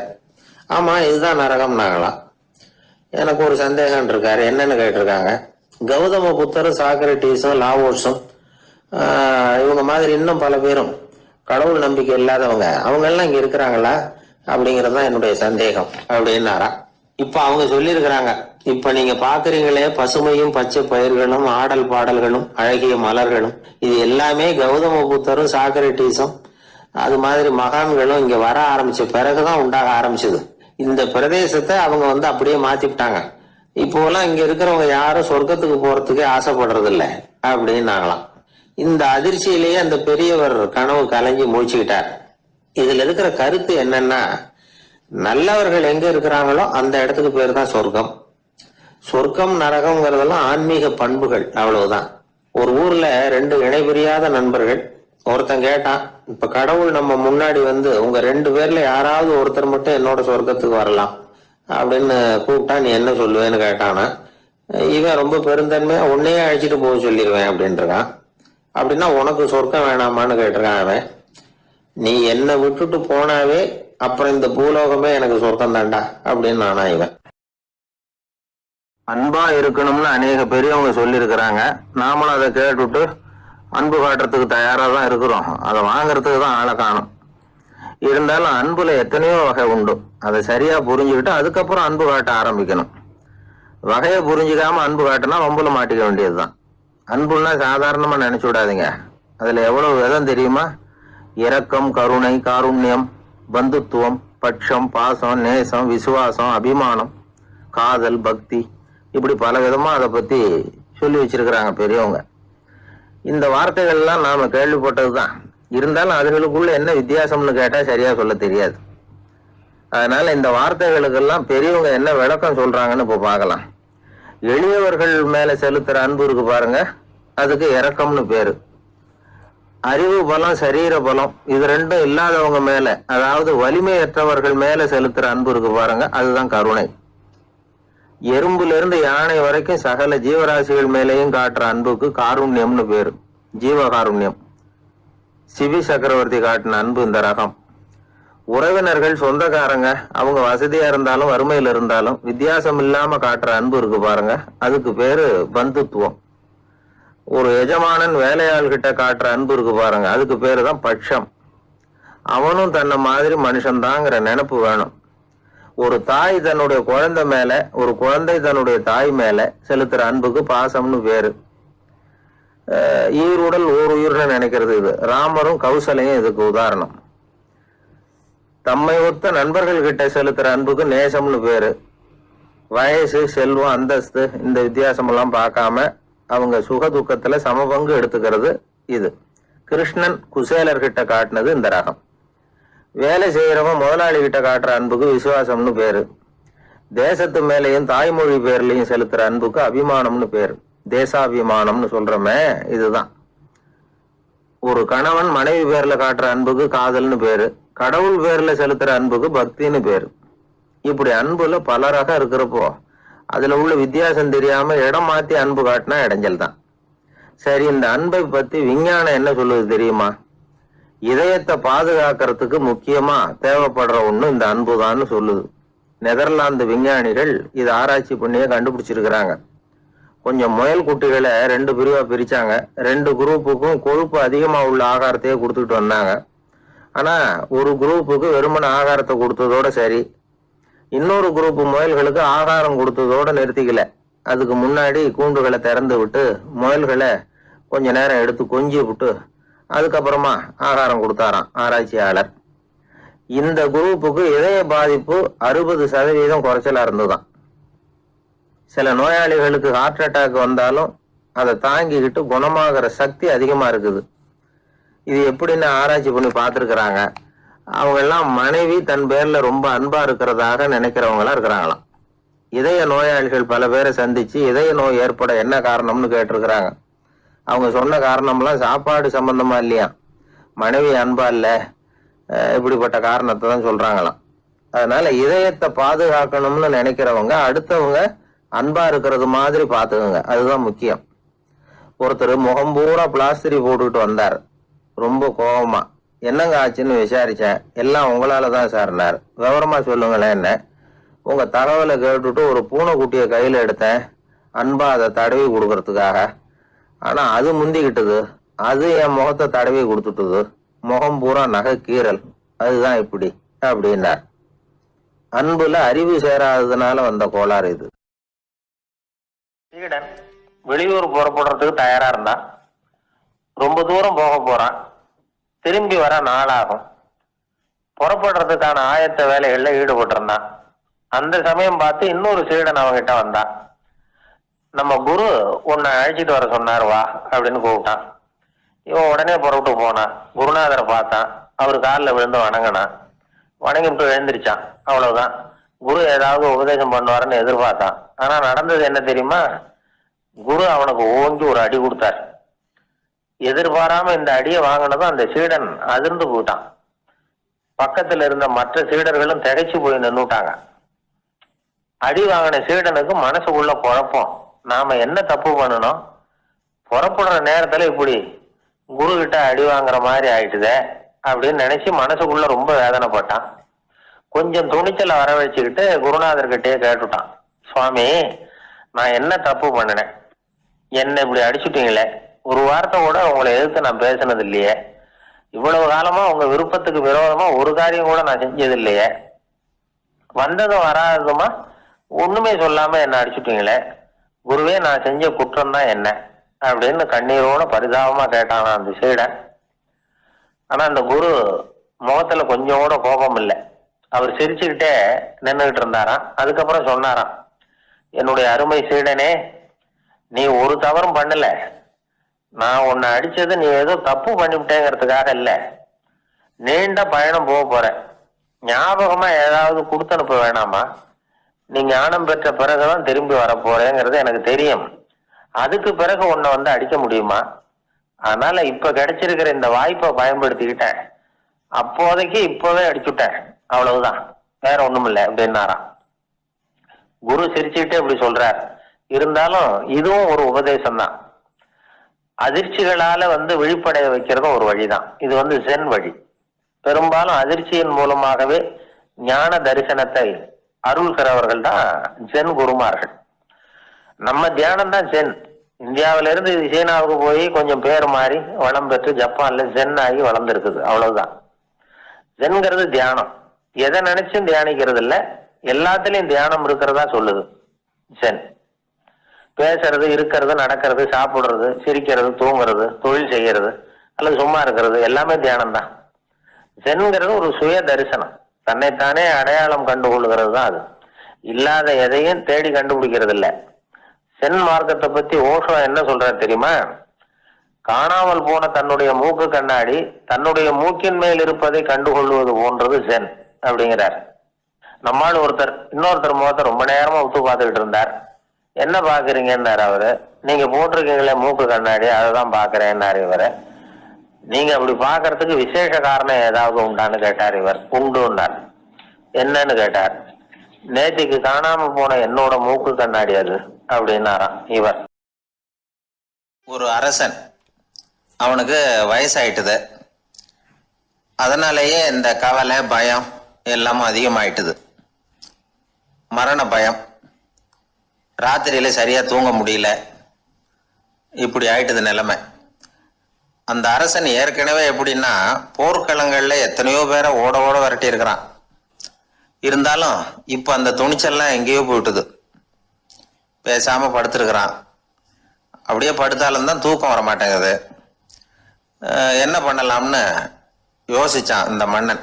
உடனே எல்லா அமைச்சர்களையும் கூப்பிட்டான். எனக்கு நிம்மதி இல்லை, எதை நினைச்சாலும் பயமா இருக்கு, எனக்கு ஒரு ஆலோசனை சொல்லுங்க அப்படின்னா. என்ன ஆலோசனை வேணும் அப்படின்னு சொல்லி கேட்டாங்க. எனக்கு ஒரு நெருக்கடியான சந்தர்ப்பம் ஏற்பட்டு போச்சுன்னு வச்சுக்கோங்க. அந்த நேரத்துல நீங்க யாருமே என் பக்கத்துல இல்லை ஆலோசனை சொல்றதுக்கு அப்படின்னா, அந்த சமயத்துல எனக்கு உபயோகப்படுற மாதிரி ஒரு வாசகம், பொன்மொழி ஏதாவது சொல்லுங்க. அதை நான் என்னுடைய வைர மோதிரத்துக்கு அடியில பதிச்சு வச்சுக்கிறேன் அப்படின்னார். தேவைப்படுறப்போ உதவும் அப்படிங்கிறதுனால. அவர் போட்டிருந்த மோதிரமும் அதுக்கு தகுந்த மாதிரியே திறந்து மூடுறது மாதிரி அமைஞ்சிருந்தது. ஏதாவது வாசகம் எழுதுனா உள்ற வச்சுக்கலாம், அதுக்கான வசதி அதில் இருந்தது. அமைச்சர்கள்லாம் யோசனை பண்ணாங்க. இது மாதிரி ராஜா கேட்குறாரு, என்ன வாசகம், அதாவது பொன்மொழி சொல்லலாம் அப்படின்னு எல்லாரும் யோசனை பண்ணாங்க. ஒருத்தருக்குமே சரியா தோணலை, ஒரே குழப்பமா இருந்தது. ஏன்னா நெருக்கடியான சமயத்துல உபயோகப்படுறது மாதிரி ஒரு பொன்மொழி வேணும்னு சொல்லியிருக்கிறார். அப்படி இப்படி யோசிச்சு பார்த்தா ஒண்ணுமே தோணலை. எல்லாரும் குழம்பிக்கிட்டு இருந்த நேரத்துல ஒரு பெரியவர் அந்த பக்கமா வந்தார். அவர் சொன்னார், நான் வேணும்னா அதுக்கு பொருத்தமா ஒரு வாக்கியம் சொல்றேன், ஆனா ஒரு நிபந்தனை. அதை யாரும் ரொம்ப ஆர்வம் காரணமா அவசரப்பட்டு படிச்சிடக்கூடாது. அதை ரகசியமா அந்த மோதிரத்துக்குள்ள எழுதி வச்சுக்கணும். எப்பவாவது இக்கட்ல மாட்டிக்கிற சமயத்துல மட்டும், வேற வழியே இல்லை அப்படிங்கிற நிலைமையில மட்டும்தான் அதை திறந்து பார்க்கணும். அப்படி நீங்க இருக்கிறதா இருந்தா நான் அதை சொல்றேன் அப்படின்னாரு அந்த பெரியவர். சரின்னு ஒத்துக்கிட்டாங்க எல்லாரும். அதே மாதிரி அவர் ஒரு வாக்கியத்தை சொன்னார். அவர் சொன்ன வாக்கியத்தை ரகசியமா மோதிரத்துக்குள்ள பதிச்சு மூடியாச்சு. ராஜா அதை விரல்ல மாட்டிக்கிட்டார். கொஞ்ச நாள் ஆச்சு. அந்த ராஜாவுக்கு ஒரு சோதனை வந்தது. என்ன சோதனைன்னா, அடுத்த நாட்டு மன்னன் படையெடுத்துக்கிட்டு வந்துட்டான். அவன் இவர்கிட்ட ஏற்கனவே தோத்து போனவன், ஒரு வெறியில வந்திருக்கிறான். தோற்று போனவன் மறுபடியும் சண்டைக்கு வந்தா எப்படி வருவானோ அப்படி வர்றான். ஒரு வெறியில வந்தா ஜெயிச்சுட்டான். என்னாச்சு இவரோட நிலைமைன்னா, நாட்டை இழந்துட்டார், எல்லாத்தையும் இழந்துட்டார். கடைசியா ஒரு அடிபட்ட குதிரையில ஏறி தப்பிச்சு போயிட்டார், வேற வழி இல்லைன்னு. பின்னாடி துரத்திக்கிட்டு வராங்க. இவர் ஒரு மலை உச்சிக்கு போயிட்டார். அதுக்கும் அப்பால போக முடியாது, ஏன்னா அந்த பக்கம் பயங்கர பள்ளம். உல்லாச பயணிகள் கண்டு கழிக்கிற இடம் அது. ஆனா இவருக்கு அது சாவு பயணத்தின் வாசல், திரும்பவும் முடியாது. அவ்வளவு குறுகிய பாதை அது, வேற வழியே இல்லை. இந்த நேரம் சூரிய ஒளி மோதிரத்துல பட்டு மின்னுச்சு. உடனே இவருக்கு ஞாபகம் வந்தது. மோதிரத்தை திறந்து படிக்கிறார். அதுல இருந்த வாசகம், இந்த நிலையும் மாறிவிடும், this too will pass away. அவருக்கு ஒரு தைரியம் வந்தது. பின்னாடி வந்தவங்களும் திசை மாதிரி வேற எங்கேயோ தேடி போயிட்டாங்க. அவங்க விரட்டிக்கிட்டு வரலன்னா இவ்வளவு அழகான ஒரு இடம் இருக்கிறதே எனக்கு தெரியாம போயிருக்குமேன்னு நினைச்சார். இவ்வளவு அழகை ரசிக்கிறதுக்காக ஒரு நாட்டையே கூட இழக்கலாம்னு தோணுச்சு அவருக்கு. அமைதியா அந்த அழகை ரசிச்சார். எதிரிகள்லாம் எங்கேயோ போயிட்டாங்க. மன்னர் நாடு திரும்பினார். மறுபடியும் படைகளை திரட்டினார். கொஞ்ச நாள்ல படை எடுத்துக்கிட்டு போனார். யாருகிட்ட தோத்து போனாரோ அவரையே வெற்றி கண்டு திரும்பி வர்றார். வரவேற்பு விழா பிரமாவப்படுது. ஆடல் பாடல் கோலாகலம். இதை பார்த்ததும் அந்த ராஜாவுக்கு தலைகால புரியல. நம்மளை இனிமே யாராலையும் ஜெயிக்க முடியாதுன்னு நினைச்சார். அகம்பாவம் லேசா எட்டி பார்த்தது. இப்போ மறுபடியும் சூரிய ஒளிப்பட்டு மோதிரம் மின்னிச்சு. அதை திறந்து மறுபடியும் படிக்கிறார். இந்த நிலைமையும் மாறிவிடும், this too will pass away. அவ்வளவுதான். அவர் மனசு அடங்க ஆரம்பிச்சுட்டது. ஆணவம் போயிட்டுது. இதுல இருந்து நாம தெரிஞ்சுக்க வேண்டியது என்னன்னா, எந்த சூழ்நிலையிலையும் நாம கவலைப்பட வேண்டியதில்லை. ஏன்னா இங்க எதுவுமே நிரந்தரம் இல்லை. அந்த ராஜா மாதிரியே நம்ம ஆளு ஒருத்தன் ஒரு மோதிரம் போட்டிருந்தான். அதுக்குள்ள அவன் எழுதி வச்சிருந்த வாசகம், எதுக்கும் கவலைப்படாதே அப்படிங்கிறது தான். ஒரு நாள் பயங்கரமான கவலையோட உட்காந்துருந்தான். பக்கத்துல இருந்தவங்க சொன்னாங்க, இது மாதிரி சந்தர்ப்பத்துல தான் நீ உன் மோதிரத்தை திறந்து பார்க்கணும்னாங்க. இவனுக்கு கவலையோட எரிச்சலும் சேர்ந்துக்கிட்டது. அது எப்படி முடியும், இப்ப திருட்டு போனது என்னோட அந்த மோதிரம் தானே அப்படின்னு சொல்லிவிட்டு தலையில கை வச்சுட்டு உட்காந்துட்டான். இப்படிலாம் சொல்றது உண்டு. இருந்தாலும் நாம எந்த சூழ்நிலையிலையும் கவலைப்பட வேண்டியதில்லை அப்படிங்கிற உண்மையை புரிஞ்சுக்கணும். அப்படி கவலையை வெல்றதுக்கான வழி தெரிஞ்சுட்டதுன்னா வாழ்க்கையில வெற்றி நிச்சயம். ஒரு தடவை கலைவாணர் NS கிருஷ்ணன் பேராசிரியர் கல்கியை சந்திச்சு பேசிக்கிட்டு இருந்தாராம். கலைவாணர் கல்கியை பார்த்து, எனக்கு கதை எழுத ஆசையா இருக்கு, எப்படி எழுதுறதுன்னு கேட்டாராம். கதை எழுதுறதுக்கு 4 மை வேணும்னாராம் கல்கி. அப்படியா, அப்படின்னா என்னென்ன கலர் மை அப்படின்னு கேட்டிருக்காரு கலைவாணர் சிரிச்சுக்கிட்டே. நான் சொன்னது கலர் மை இல்லை, அது வேற மை. அதாவது கதை எழுதுறதுக்கு தேவைப்படுகிற 4 மை எதுன்னா, 1 திறமை, 2 பேணாமை, 3வது தனிமை, 4வது பொறுமை அப்படின்னாராம். உடனே கலைவாணர், உங்க யோசனை அருமை அப்படின்னாராம். அதுதான் கலைவாணர். பொதுவா எழுத்தாளர்கள் எழுதுற மாதிரி நடந்துக்கிறது இல்லை. ஆனா கலைவாணர் என்ன சொல்லுவாரோ அதே மாதிரி நடந்துக்குவார். எல்லாருக்கும் எல்லாம் கிடைக்கணுங்கிற கருத்தை சினிமா படங்கள்ல வலியுறுத்துவார். அதே மாதிரி நடைமுறை வாழ்க்கையிலேயும் எல்லாருக்கும் எல்லாமும் கொடுப்பார். பணம், பதவி, புகழ் இப்படி எதுவுமே இல்லாத ஒரு சாதாரண மனுஷனா இருந்தா கூட இவர் மனுஷனுக்கு கொடுக்குற மரியாதையில கொஞ்சமும் குறைச்சல் இருக்காது. இந்த குணம் சாதாரணமா எல்லாருக்கும் இருக்கிறது இல்லை. அவரு சினிமா தியேட்டருக்கு போய் சினிமா பார்க்கறது வழக்கம். அவரு வந்திருக்கிறாருங்கிறது தெரிஞ்சா போதும், வெளியில பிச்சைக்காரங்க கூடிடுவாங்க. இது அவருக்கு தெரியும். வெளியில நம்மளை நம்பி ஒரு கூட்டம் காத்துக்கிட்டு இருக்குமேன்னு நினைப்பார். உடனே ஒரு 100 ரூபா நோட்டை கொடுத்து சில்லறையா மாத்திட்டு வர சொல்லுவார். படம் முடிஞ்சு வெளியில வர்றப்போ சில்லறையோட வருவார். எல்லாருக்கிட்டையும் கொடுத்துருவார். ஏன்னா எல்லாரும் தேடிட்டு வருவாங்க அவரை. என்ன எல்லாரும் சௌக்கியமா இருக்கிறீங்களா அப்படின்னு பிரியமா விசாரிப்பார். ஏதோ ரொம்ப நெருங்கின சொந்தக்காரங்களை விசாரிக்கிறது மாதிரி விசாரிப்பாரு. தன்கிட்ட இருக்கிற சில்லறையை எல்லாருக்கும் சமமா பிரிச்சு கொடுத்துட்டு தான் அங்கிருந்து புறப்படுவார்.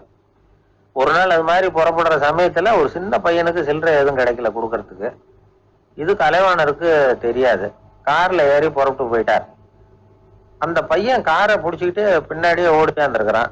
ஐயா, நீங்களே இல்லைன்னு சொன்னா நான் என்ன பண்றது, இன்னைக்கு பட்னி தான், அம்மாவுக்கு வேற உடம்பு சரியில்லை அப்படின்னு கத்திக்கிட்டே ஓடியாதானா. கலைவாணர் கவனிச்சுட்டார். உடனே காரை நிறுத்த சொன்னார். இறங்கினார். அந்த சின்ன பையனை கட்டி பிடிச்சிக்கிட்டு, என்ன மன்னிச்சுக்கப்பா, நான் கவனிக்காம வந்துட்டேன் அப்படின்னு சொல்லி அழ ஆரம்பிச்சுட்டாராம். இன்னொரு தடவை இதே மாதிரி ஒரு தியேட்டர்ல இருந்து வெளியில வந்திருக்கிறார். ஒரு ஆள் அவர்கிட்ட நின்றுருக்கார். அவர் கொடுக்கறதுக்கு இவர்கிட்ட பணம் இல்லை. பணம் இல்லையாப்பா அப்படின்னாராம். உங்ககிட்டயே இல்லையா அப்படின்னாராம் அவரு. கலைவாணருக்கு மனசு ரொம்ப சங்கடமா போச்சு. உடனே புறப்பட்டு வீட்டுக்கு போனார். அங்க இங்க தேடி பார்த்து அங்க இருந்த கொஞ்சம் நெஞ்ச சில்லறையை எடுத்தார். காரு டிரைவரை கூப்பிட்டார். தியேட்டர் வாசல்ல நின்றுகிட்டு இருந்த ஆசாமியோட அங்க அடையாளங்களை சொன்னார். காரை எடுத்துட்டு போய் அந்த ஆளை கண்டுபிடிச்சு இந்த காசை கொடுத்துட்டு வா அப்படின்னு அனுப்பி வச்சாராம். பிச்சை போடுறதுக்காக காரை அனுப்புனதாக வேற யாரை பத்தியாவது நீங்க கேள்விப்பட்டிருக்கிறீங்களா? அவர் ஒரு வித்தியாசமான மனிதர், வித்தியாசமான கலைஞர். கலைவாணரோட சகோதரர் கல்யாணம் நடந்தது. அதுல தியாகராஜ பாகவதர் கச்சேரி. கச்சேரி முடிஞ்ச உடனே அதுல சம்பந்தப்பட்ட கலைஞர்களுக்கெல்லாம் கலைவாணர் பரிசுகள் கொடுக்கிறார். அந்த கச்சேரியில கடம் வாசிச்சவருக்கு மட்டும் மற்ற எல்லாருக்கும் கொடுத்ததை விட பெருசா ஒரு வெள்ளி கோப்பையை பரிசா கொடுத்தாராம். மற்றவங்களுக்கு எல்லாம் சின்னதா கொடுத்துட்டு கட வித்துவானுக்கு மட்டும் பெருசா பரிசு கொடுக்குறீங்களே ஏன்னு கேட்டிருக்கிறாங்க. அதுக்கு கலைவாணர் விளக்கம் கொடுத்தாராம். இப்பெல்லாம் ரயில்ல கூட்டம் அதிகங்கிறது உங்களுக்கு எல்லாருக்கும் தெரியும். இந்த வித்துவான் இவ்வளவு பெரிய மண்பானைய ரயில்ல ரொம்ப பத்திரமா உடையாம ரொம்ப தூரத்துல இருந்து கொண்டு வந்திருக்கிறாரே, அது என்ன சாமான்யமான காரியமா? அவரோட அந்த சாமர்த்தியத்தை பாராட்டுறதுக்காக தான் அவருக்கு இவ்வளவு பெரிய பரிசு அப்படின்னாராம். எனக்கு ஒரு நண்பர், அவர் ஒரு வழக்கறிஞர். ஒரு நாள் அவர்கிட்ட பேசிட்டு இருந்தேன். அப்ப கேட்டேன், ஏன் சார் நீங்கள்லாம் கோர்ட்ல வாதாடுறப்போ கருப்பு நிற அங்கி அணியிறீங்களே, அதுக்கு என்ன காரணம்? சட்டத்துக்கும் கருப்பு கலருக்கும் என்ன சம்பந்தம் அப்படின்னு கேட்டேன். அது ஒரு சுவாரஸ்யமான கதைன்னார் அவர். சொல்லுங்களேன் அப்படின்னு அவர் சொன்னார். கிபி 1694 வருஷத்துல இங்கிலாந்து அரசி 2வது மேரிங்கிறவர் இறந்து போனார். அந்த ராணியோட கணவர் 3ஆம் வில்லியம் அவரு ஒரு உத்தரவு போட்டாராம். அரசியோட மறைவுக்கு அனுதாபம் தெரிவிக்கிற வகையில வழக்குரைஞர்கள் எல்லாரும் கருப்பு நிற அங்கி அணியணும் அப்படின்னு. அன்னைக்கு ஆரம்பிச்ச அந்த பழக்கம் அதுக்கப்புறம் மாறவே இல்லையா, இன்னைக்கும் தொடருது. வழக்குரைஞர்கள்லாம் முதல்ல கருப்பு அங்கி மட்டும்தான் அணிஞ்சாங்களாம். அதுல ஒரு சின்ன சங்கடம், ஏற்கனவே உடம்பு கருப்பா இருக்கிறவங்க அதுக்கு மேல கருப்பு ட்ரெஸ் வேற போட்டுக்கிட்டா முகம் பளிச்சுன்னு தெரியாது இல்லையா. அதனால முகம் பளிச்சுன்னு தெரியறதுக்காக அவங்க எல்லாம் வெள்ளை நிற பட்டியை அணிய ஆரம்பிச்சாங்களாம். இப்படிதான் இங்கிலாந்துல அந்த பழக்கம் ஆரம்பமாயிருக்குது. அந்த சமயத்துல இந்தியாவை ஆண்டது பிரிட்டிஷ்காரங்க தானே, அதனால இங்கேயும் அந்த பழக்கம் அப்படி நடைமுறைக்கு வந்துட்டுது. அதே மாதிரி சர்ச்சிலின் மூதாதையரான மார்ல்பரோ பிரபுவின் ஞாபகார்த்தமா நீதிபதிகள் இந்த வெள்ளை குள்ளாய் அணிகிற முறை பழக்கத்துக்கு வந்துதான். இதுதான் என்னுடைய நண்பர் சொன்ன தகவல். இங்கிலாந்துல நீதிமன்றம்ங்கிறது ரொம்ப மதிப்புள்ளது. அந்த அளவுக்கு சட்டத்துக்கு அங்க மரியாதை. அங்க நடந்த ஒரு சுவாரஸ்யமான நிகழ்ச்சியை ஒரு சகோதரி எழுதி அனுப்பியிருந்தாங்க.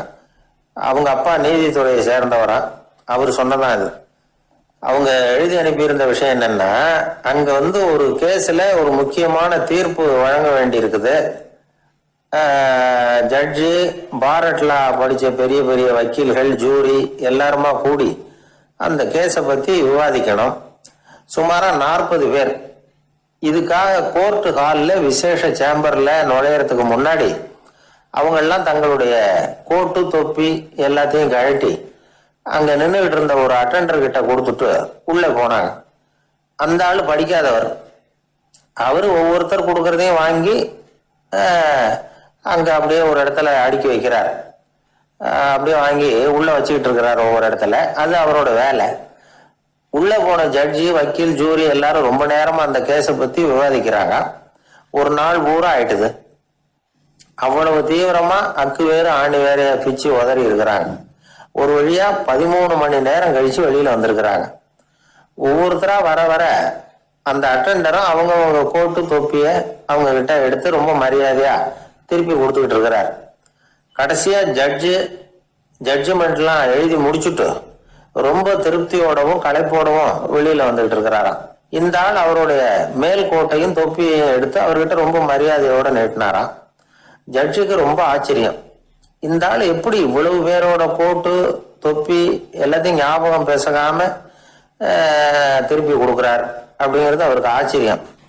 அதனால அவர் அந்த ஆளை பார்த்து கேட்டாராம், ஏப்பா இந்த கோட்டை கொடுக்குறிய, இது என்னோடது தானா? என்னோடது தான் உனக்கு எப்படி தெரியும் அப்படின்னாராம். இதுக்கு அந்த பியூனு ரொம்ப பதவிசா பதில் சொன்னாராம், ஐயா இந்த கோட்டு ஹேட்டை உங்ககிட்ட வாங்கி மாட்டினேன், இப்ப திரும்ப உங்ககிட்ட தரணும், தந்துட்டேன், இதுதான் என்னோட வேலை, மற்றபடி இது உங்களோடதான் இல்லையா அப்படிங்கறதெல்லாம் எனக்கு தெரியாதுங்க அப்படின்னாராம். எதிர்காலத்தை நினைச்சா எனக்கு ரொம்ப பயமா இருக்கு சார் அப்படின்னு சொல்றவங்க நிறைய பேர் இருக்கிறாங்க. அதாவது பயப்படாத மனிதர்கள்னு யாருமே கிடையாது. ஒவ்வொருத்தருக்கும் ஒவ்வொரு விதமான பயம் இருந்தாலும் ஒட்டுமொத்தமா பாக்குறப்போ மனிதனுக்கு 6 விதமான பய உணர்வுகள் வரலாம் அப்படின்னு பெரியவங்க சொல்றாங்க. எல்லா விதமான பயமும் இந்த 6 வகைக்குள்ள அடக்கம். அந்த 6 வகை பயமும் 6 எதிரிகள் மாதிரியாம். 6 எதிரிகளையும் புரிஞ்சுக்கிட்டோம்னா போதும், வாழ்க்கையில சுலபமா வெற்றி அடைய முடியும். சரி, அந்த 6 வகை பயம் என்னென்ன அப்படின்னு பார்ப்போம். முதல்ல வறுமை பற்றிய பயம், 2வது பழிச்சொல் பற்றிய பயம், 3வது உடல் நலம் பாதிப்பு பற்றிய பயம், 4வது என்னன்னா காதல் தோல்வி, 5வது முதுமை, 6வது மரணம். அதாவது பயப்படுறதுங்கிறது ஒரு மனநிலை தான். இந்த மனநிலையை கட்டுப்படுத்த முடியும், திசை திருப்ப முடியும். சரி, இந்த பயங்களின் அறிகுறிகள் எப்படி இருக்கும்? வறுமை பற்றிய பயம் அப்படின்னு முதல்ல சொன்னோம் இல்லையா, அந்த பயத்தின் அறிகுறிகளை தெரிஞ்சுக்குவோம்.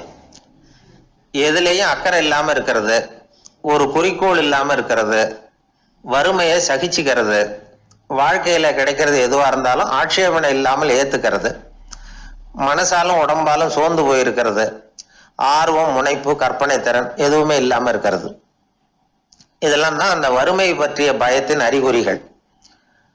அந்த அடுத்தது ஒண்ணு பார்த்தோமே, பழிச்சொல் பற்றிய பயம். அதாவது அடுத்தவங்க நம்மளை குறை சொல்லி விடுவாங்களோ அப்படிங்கிற பயம். இதுக்கு அறிகுறி என்ன தெரியுமா? புதியவர்களை சந்திக்கிறதுக்கு பயப்படுறது, முடிவு எடுக்க முடியாம குழம்புறது, பிரச்சனைகளை தவிர்க்க விரும்புறது, தாழ்வு மனப்பான்மை, வரவுக்கு மீறி செலவு செஞ்சு இமேஜை உயர்த்திக்கிறது, குறிக்கோள் இல்லாத வாழ்க்கை, இதெல்லாம் தான் அதுக்கு அறிகுறிகள். 3வது பயம் உடல் நலம் பாதிப்பு பற்றிய பயம், அதாவது நோய் பற்றிய பயம். ஒரு உண்மை என்ன தெரியுமா? டாக்டரை சந்திக்கிற மனிதர்கள்ல 75% பேர் தங்களுக்கு நோய் வந்துட்டுதுங்கிற கற்பனையில இருக்கிறவங்களாம். நிஜமாவே நோய் கிடையாது அவங்களுக்கு. இந்த பயத்தின் அறிகுறிகள் என்னன்னா, வியாதிக்கான அறிகுறிகள் தன்னிடம் இருக்கிறதாக நினைச்சுக்கிறது, எந்த நேரமும் வியாதியை பத்தியே பேசி பேசி மனசை அங்கேயே வச்சிருக்கிறது, நோய் சம்பந்தமான செய்திகளை படிச்சு நமக்கு இப்படி ஆயிடுமோ அப்படின்னு வேதனைப்படுறது, இதெல்லாம் தான் அதுக்கு அறிகுறிகள். 4வது பயம் காதல் தோல்வி. இது ரொம்ப வேதனை, உடம்பையும் மனசையும் சீரழிச்சு விடும். ஆண்களை விட பெண்கள் தான் இந்த பய உணர்வுல அதிகமா பாதிக்கப்படுறாங்க. 5வது முதுமை பற்றிய பயம். 6வது மரண பயம், வயசான காலத்துல எப்படி சமாளிக்கிறது அப்படிங்கிற பயம். ஆக இதையெல்லாம் நாம புரிஞ்சுக்க வேண்டியது ரொம்ப அவசியம். இந்த 6 வகை பயங்களை சரியா புரிஞ்சுக்கிட்டு நாம நடந்துக்கணும். வாழ்க்கையின் முன்னேற்றத்துக்கு இந்த பயங்கள் முட்டுக்கட்டே ஆயிடக்கூடாது. உழைச்சி பணம் சேர்க்கணும், உற்சாகமா மனசை வச்சுக்கணும். மனசை கட்டுப்படுத்துகிற மார்க்கம் தெரிஞ்சுக்கிட்டா போதும், எல்லாம் சரியா வந்துடும். நம்ம ஆள் ஒருத்தன் சொன்னான், சார் எனக்கு வறுமை பற்றிய பயம்தான் இருந்தது, ஒரே ராத்திரியில 30,000 ரூபாய் தயார் பண்ணிவிட்டேன், இப்ப எனக்கு இன்னொரு பயம் வந்துட்டுதுன்னா. என்ன பயம்னு கேட்டாங்க. போலீஸு கண்டுபிடிச்சிருமோங்கிற பயம்னா. இது இந்த பயத்துல அடங்காது. அதனால அஞ்சி அஞ்சி சாவார், அஞ்சாத பொருள் இல்லை அப்படின்னு பாரதி சொன்னார் இல்லையா, அது மாதிரி பயத்தை புரிந்து கொண்டு அதற்கு தகுந்த மாதிரி நம்முடைய வாழ்க்கையை அமைத்துக் கொள்ள வேண்டும். அப்படி அமைத்துக் கொள்ளுகிறவர்களுக்கு வெற்றி நிச்சயம். ஒரு புகழ்பெற்ற ஜப்பானிய சாமுராய் வீரன், வாள் வீசுறதுல ரொம்ப கெட்டிக்காரன். ஒரு கடுமையான போரில் கலந்து கொண்டுட்டு களைச்சி போய் திரும்பி வந்தான். படுக்கையில் விழுந்தான். பக்கத்தில் என்னமோ சத்தம் கேட்டுது. திரும்பி பார்த்தான். ஒரு எலி அவனை முறைச்சி பார்த்துக்கிட்டு இருந்தது. உடனே வாழை உருவனா வீசினான். அது தப்பிச்சுட்டு ஓடி போச்சு. எவ்வளோ முயற்சி பண்ணி பார்த்தா முடியல. கடைசியில் அந்த வாள் முறிஞ்சு போனது தான் மிச்சம். ஒரு பக்கம் அவனுக்கு இது அவமானமாக போயிட்டுது, இன்னொரு பக்கம் பயமாக போயிட்டுது. எவ்வளவோ போர்களில் எதிரிகளை பந்தாடினவன் அவன் ஒரு எலிகிட்ட தோற்று போய்டுறதா அவனால் சகிச்சிக்க முடியல. மனைவி கிட்ட சொன்னான் இப்படி நடந்துட்டுதுன்னு. அவள் சிரிச்சா. உங்களுக்கு புத்தியே இல்லை, எலியை போய் யாராவது வாளால் வெட்டுவாங்களா அப்படின்னு அந்த அம்மா சொன்னதும், நீ என்ன சொல்கிறேன்னா, ஒரு பூனையை கொண்டுட்டு வந்துட்டா போதும், அதுக்கப்புறம் ஏன் எலி வரப்போகுது அப்படின்னு அந்த அம்மா. உடனே ஒரு பூனை வந்து சேர்ந்தது. அது சாதாரண பூனை இல்லை, வீர சாகசங்கள்லாம் செஞ்சு பழக்கப்பட்ட பூனை. பெரிய இடத்துல வளர்ந்தது. அதை கொண்டுட்டு வந்துட்டாங்க. அந்த பூனை குறிப்பாத்து எலி மேலே பாஞ்சுது. ஆனால் அந்த எலியை சுலபமாக தப்பிச்சு போட்டுது. அடுத்தபடியாகவும் பாயறதுக்கு முயற்சி பண்ணிச்சு அந்த பூனை. ஆனால் அந்த எலியோ ரொம்ப தந்திரமாக திடீர்னு அந்த பூனையின் முகத்துக்கு நேராக பாஞ்சுது. அவ்வளவுதான். அந்த பூனை பயந்து போய் ஒரே தாவா தாவி ஜன்னல் வழியாக வெளியில் ஓடிப்பிச்சு. அந்த வீரனுக்கு இது ஒரு பெரிய அதிர்ச்சியாக இருந்தது. அடுத்தபடியாக யோசனை பண்ணான். ராஜா வளர்த்துக்கிட்டு இருந்த அரண்மனை பூனையை ஒரு நாள் இரவலா கேட்டு வாங்கிட்டு வந்தான். ஊர் உலகம்லாம் பேர் வாங்கின பூனை இது. அந்த பூனையாலும் அந்த எலியை ஒன்றும் செய்ய முடியல. வீரனுக்கு ரொம்ப அதிர்ச்சி. அந்த அரண்மனை பூனைகிட்டேயே போய் புலம்புனான். அரண்மனை பூனையே, நீயே தோத்து போயிட்டியே, இனிமே நான் என்ன செய்ய முடியும்னா. அந்த பூனை சிந்திச்சுது. அப்புறம் சொல்லிச்சு, இந்த காரியத்துக்கு இந்த மேல்மட்ட விவகாரம்லாம் சரிப்பட்டு வராது. சாதாரண வீட்டு பூனை கிடைச்சதுன்னா அதை கொண்டுட்டு வந்து விட்டுப்பார் அப்படின்னுது. சாதாரண பூனையால் என்ன செஞ்சிட முடியும்னா இவன் நம்பிக்கை இல்லாமல். இப்போ அந்த அரண்மனை பூனை சொல்லிச்சு, பெரிய வீட்டு பூனையெல்லாம் நல்லா சாப்பிட்டு தூங்கி பழக்கப்பட்டிருக்கோம். அதுக்கெல்லாம் ராஜதந்திரம் தெரியும், ஆனால் எலி பிடிக்க தெரியாது. அதுக்கான வளர்ப்பும் இல்லை, பயிற்சியும் இல்லை. ஏன்னா அதுக்கெல்லாம் பசி கிடையாது. சாதாரண வீட்டு பூனை அப்படி இல்லை, பசிக்கு ஆகாரம் தேடி அலையும். எலிகளை பிடிச்சி சாப்பிட்டுட்டு தான் உயிர் வாழும். அதனால் அதுகளுக்கு எலியை பிடிக்கிற எல்லா உத்திகளும் தெரியும், எங்களுக்கு தெரியாது அப்படின்னுது. அது சரியே, அதுவும் பூனை தான், நீயும் பூனை தான். அதால் முடிகிற காரியம் ஏன் உன்னால் முடியல அப்படின்னு கேட்டான் இவன். இதுக்கு அந்த பூனை சொல்லிச்சு, இதே கேள்வியை நானும் கேட்டேன், உன்னுடைய தந்திர முறை என்னன்னு கேட்டேன். அதுக்கு பதில் சொல்லாமல் படுத்து தூங்கி போச்சு. அதை மறுபடியும் எழுப்பி கேட்டேன், அதுக்கு கோவம் வந்துட்டுது. இதில் என்ன தந்திர முறை வேண்டியிருக்கு? நான் ஒரு பூனை, அவ்வளவுதான். பூனைன்னா பூனை, பூனை எலியை பிடிக்கும், நான் எலியை பிடிக்கிறேன், அவ்வளவுதான்னுது அப்படின்னு சொல்லி விவரமாக சொல்லிச்சு அந்த அரண்மனை பூனை. உடனே ஒரு சாதாரண பூனையை கொண்டுட்டு வந்துட்டாங்க. கொண்டாந்து விட்டால் அது பார்க்குறதுக்கு ரொம்ப சாதாரணமாக தெரிஞ்சுது. இந்த வீரனுக்கு நம்பிக்கை வரல. இருந்தாலும் அதை கொண்டுட்டு வந்து வீட்டுக்குள்ளே விட்டான். ஒரே நிமிஷம் அந்த எலியை கவிட்டு வெளியில் ஓடிப்பிச்சு. மேலிடத்து பூனைகள்லாம் இதை வேடிக்கை பார்த்துக்கிட்டு வெளியில் நின்றுக்கிட்டு இருக்குது. எல்லாரும் மெதுவாக அந்த பூனையை நெருங்கி, உங்ககிட்ட அப்படி என்ன தனிப்பட்ட திறமை, அதோட ரகசியம் என்னன்னு கேட்டாங்க. அந்த சாதாரண பூனை ரொம்ப சாதாரணமாக சொல்லிச்சான், அதெல்லாம் எனக்கு தெரியாது, நான் பூனை, அவ்வளவுதான், நீங்களும் பூனையா இருங்க அப்படின்னு சொல்லிவிட்டு அந்த பூனை தன்னுடைய வாயில கவிய எலியோடு அங்கேருந்து நடந்து போச்சு. இந்த கதையிலேருந்து நாம் புரிஞ்சிக்க வேண்டிய தத்துவம் என்னன்னா, நீயாக இரு. இதுதான் அந்த தத்துவம். நம்ம ஒவ்வொருத்தருக்கு உள்ளேயும் ஒரு தனித்தன்மை இருக்குது. இதை அவங்கவுங்க புரிஞ்சுக்கிட்டு உண்மை இயல்பு புரிஞ்சுக்கணும். நம்முடைய இயல்பு என்னங்கிறது நமக்கு தெரியணும். அதை கண்டுபிடிக்கிறது தான் உண்மையான கலை. ஒரு பெரிய மனுஷன் வாயை அகலமாக திறந்து வச்சுட்டு தூங்கிட்டு இருந்தான். உடனே ஒரு எலி உள்ளே பூந்துட்டு தான். வீட்டு வேலையாள் டாக்டருக்கு ஃபோன் பண்ணான், எங்கள் முதலாளி வாய்க்குள்ளே ஒரு எலி பூந்துட்டுது டாக்டர் அப்படின்னா. நான் உடனே புறப்பட்டு வரேன், அதுக்கு முன்னாடி நீ ஒரு ரொட்டி துண்டை எடுத்து ஒரு வாய்க்கு முன்னாடி காட்டு, உள்ளே போன எலி வெளியில் வந்துடும்னார் டாக்டர். சரின்னு சொல்லிவிட்டான். கொஞ்ச நேரத்தில் டாக்டர் அங்கே போய் சேர்ந்தார். அப்போ வேலைக்காரன் ஒரு பெரிய மீனை அவர் வாய்க்கு நேராக இப்படியும் ஆட்டிக்கிட்டு இருந்தான். நான் ரொட்டி துண்டை தானே காட்ட சொன்னேன்னார் டாக்டர். அவன் சொன்னான், எலியை வெளியில் கொண்டுட்டு வர்றதுக்கு ரொட்டி துண்டை காட்ட சொன்னீங்க டாக்டர், அதுக்கப்புறம் அந்த எலியை துரத்திக்கிட்டு ஒரு பூனை உள்ளே போயிருக்கு, அதுக்காக தான் இந்த மீனை காட்டிக்கிட்டு இருக்கேன் நானா. இது எதுக்குன்னா, இப்படி வேடிக்கையாக சொல்கிறது, பூனை பூனையாக இருக்க வேண்டும், எலி எலியாக இருக்க வேண்டும், மனுஷன் மனுஷனாக இருக்க வேண்டும் அப்படிங்கிறத புரிஞ்சுக்கிறது. நாம் நாமாக இருக்கிற வரை வெற்றி நிச்சயம். எங்க போயிட்டு வரீங்க அப்படின்னு கேட்டேன். எனக்கு வேண்டப்பட்ட ஒருத்தரை பார்த்து, ஆஸ்பத்திரிக்குன்னார். எந்த ஆஸ்பத்திரிக்குன்ன? மாட்டு ஆஸ்பத்திரிக்குன்னார். என்ன விஷயம்னு? மாமனாருக்கு உடம்பு சரியில்லை, அதுதான் மாட்டு ஆஸ்பத்திரிக்கு போயிட்டு வரேன்னார். அட பாவி, அதுக்கு அந்த ஆஸ்பத்திரிக்கா போவாங்க அப்படின்னு ஆச்சரியமா. அட அது இல்லப்பா, முதல்ல எங்க குடும்ப டாக்டர் தான் தேடிக்கிட்டு போனேன். அவர் அந்த நேரத்துல அவர் வளர்க்குற நாய்க்குட்டிக்கு உடம்பு சரியில்லைன்னு சொல்லி அதை தூக்கிக்கிட்டு மாட்டு ஆஸ்பத்திரிக்கு போயிட்டாராம் சொன்னாங்க. அதனால அங்க போய் அவரை சந்திச்சு விஷயத்தை சொல்லிவிட்டு வர்றேன்னார். அப்புறம் தான் எனக்கு கொஞ்சம் நிம்மதியா இருந்தது. பொதுவா நமக்கு தெரிஞ்ச வரையில டாக்டர்கள் 2 வகை. நமக்கு வைத்தியம் பண்ற டாக்டர்கள் ஒரு வகை, நம்ம கிட்ட இருக்கிற ஆடு மாடு கோழிக்கு வைத்தியம் பண்ற டாக்டர்கள் ஒரு வகை. இப்பதான் எனக்கு தெரியும் இன்னொரு வகையான டாக்டர்களும் உண்டுங்கிறது. அது யாருன்னா, பூச்சிகளுக்கு வைத்தியம் பண்ற டாக்டர்கள், அதாவது பூச்சி டாக்டர்கள். வெளிநாடுகளில் அப்படிலாம் கூட சில பேர் இருக்கிறாங்க. பிரிட்டன்ல யார்க்ஷயர் வட்டாரத்துல ராதர்ஹாம் அப்படின்னு ஒரு ஊரு.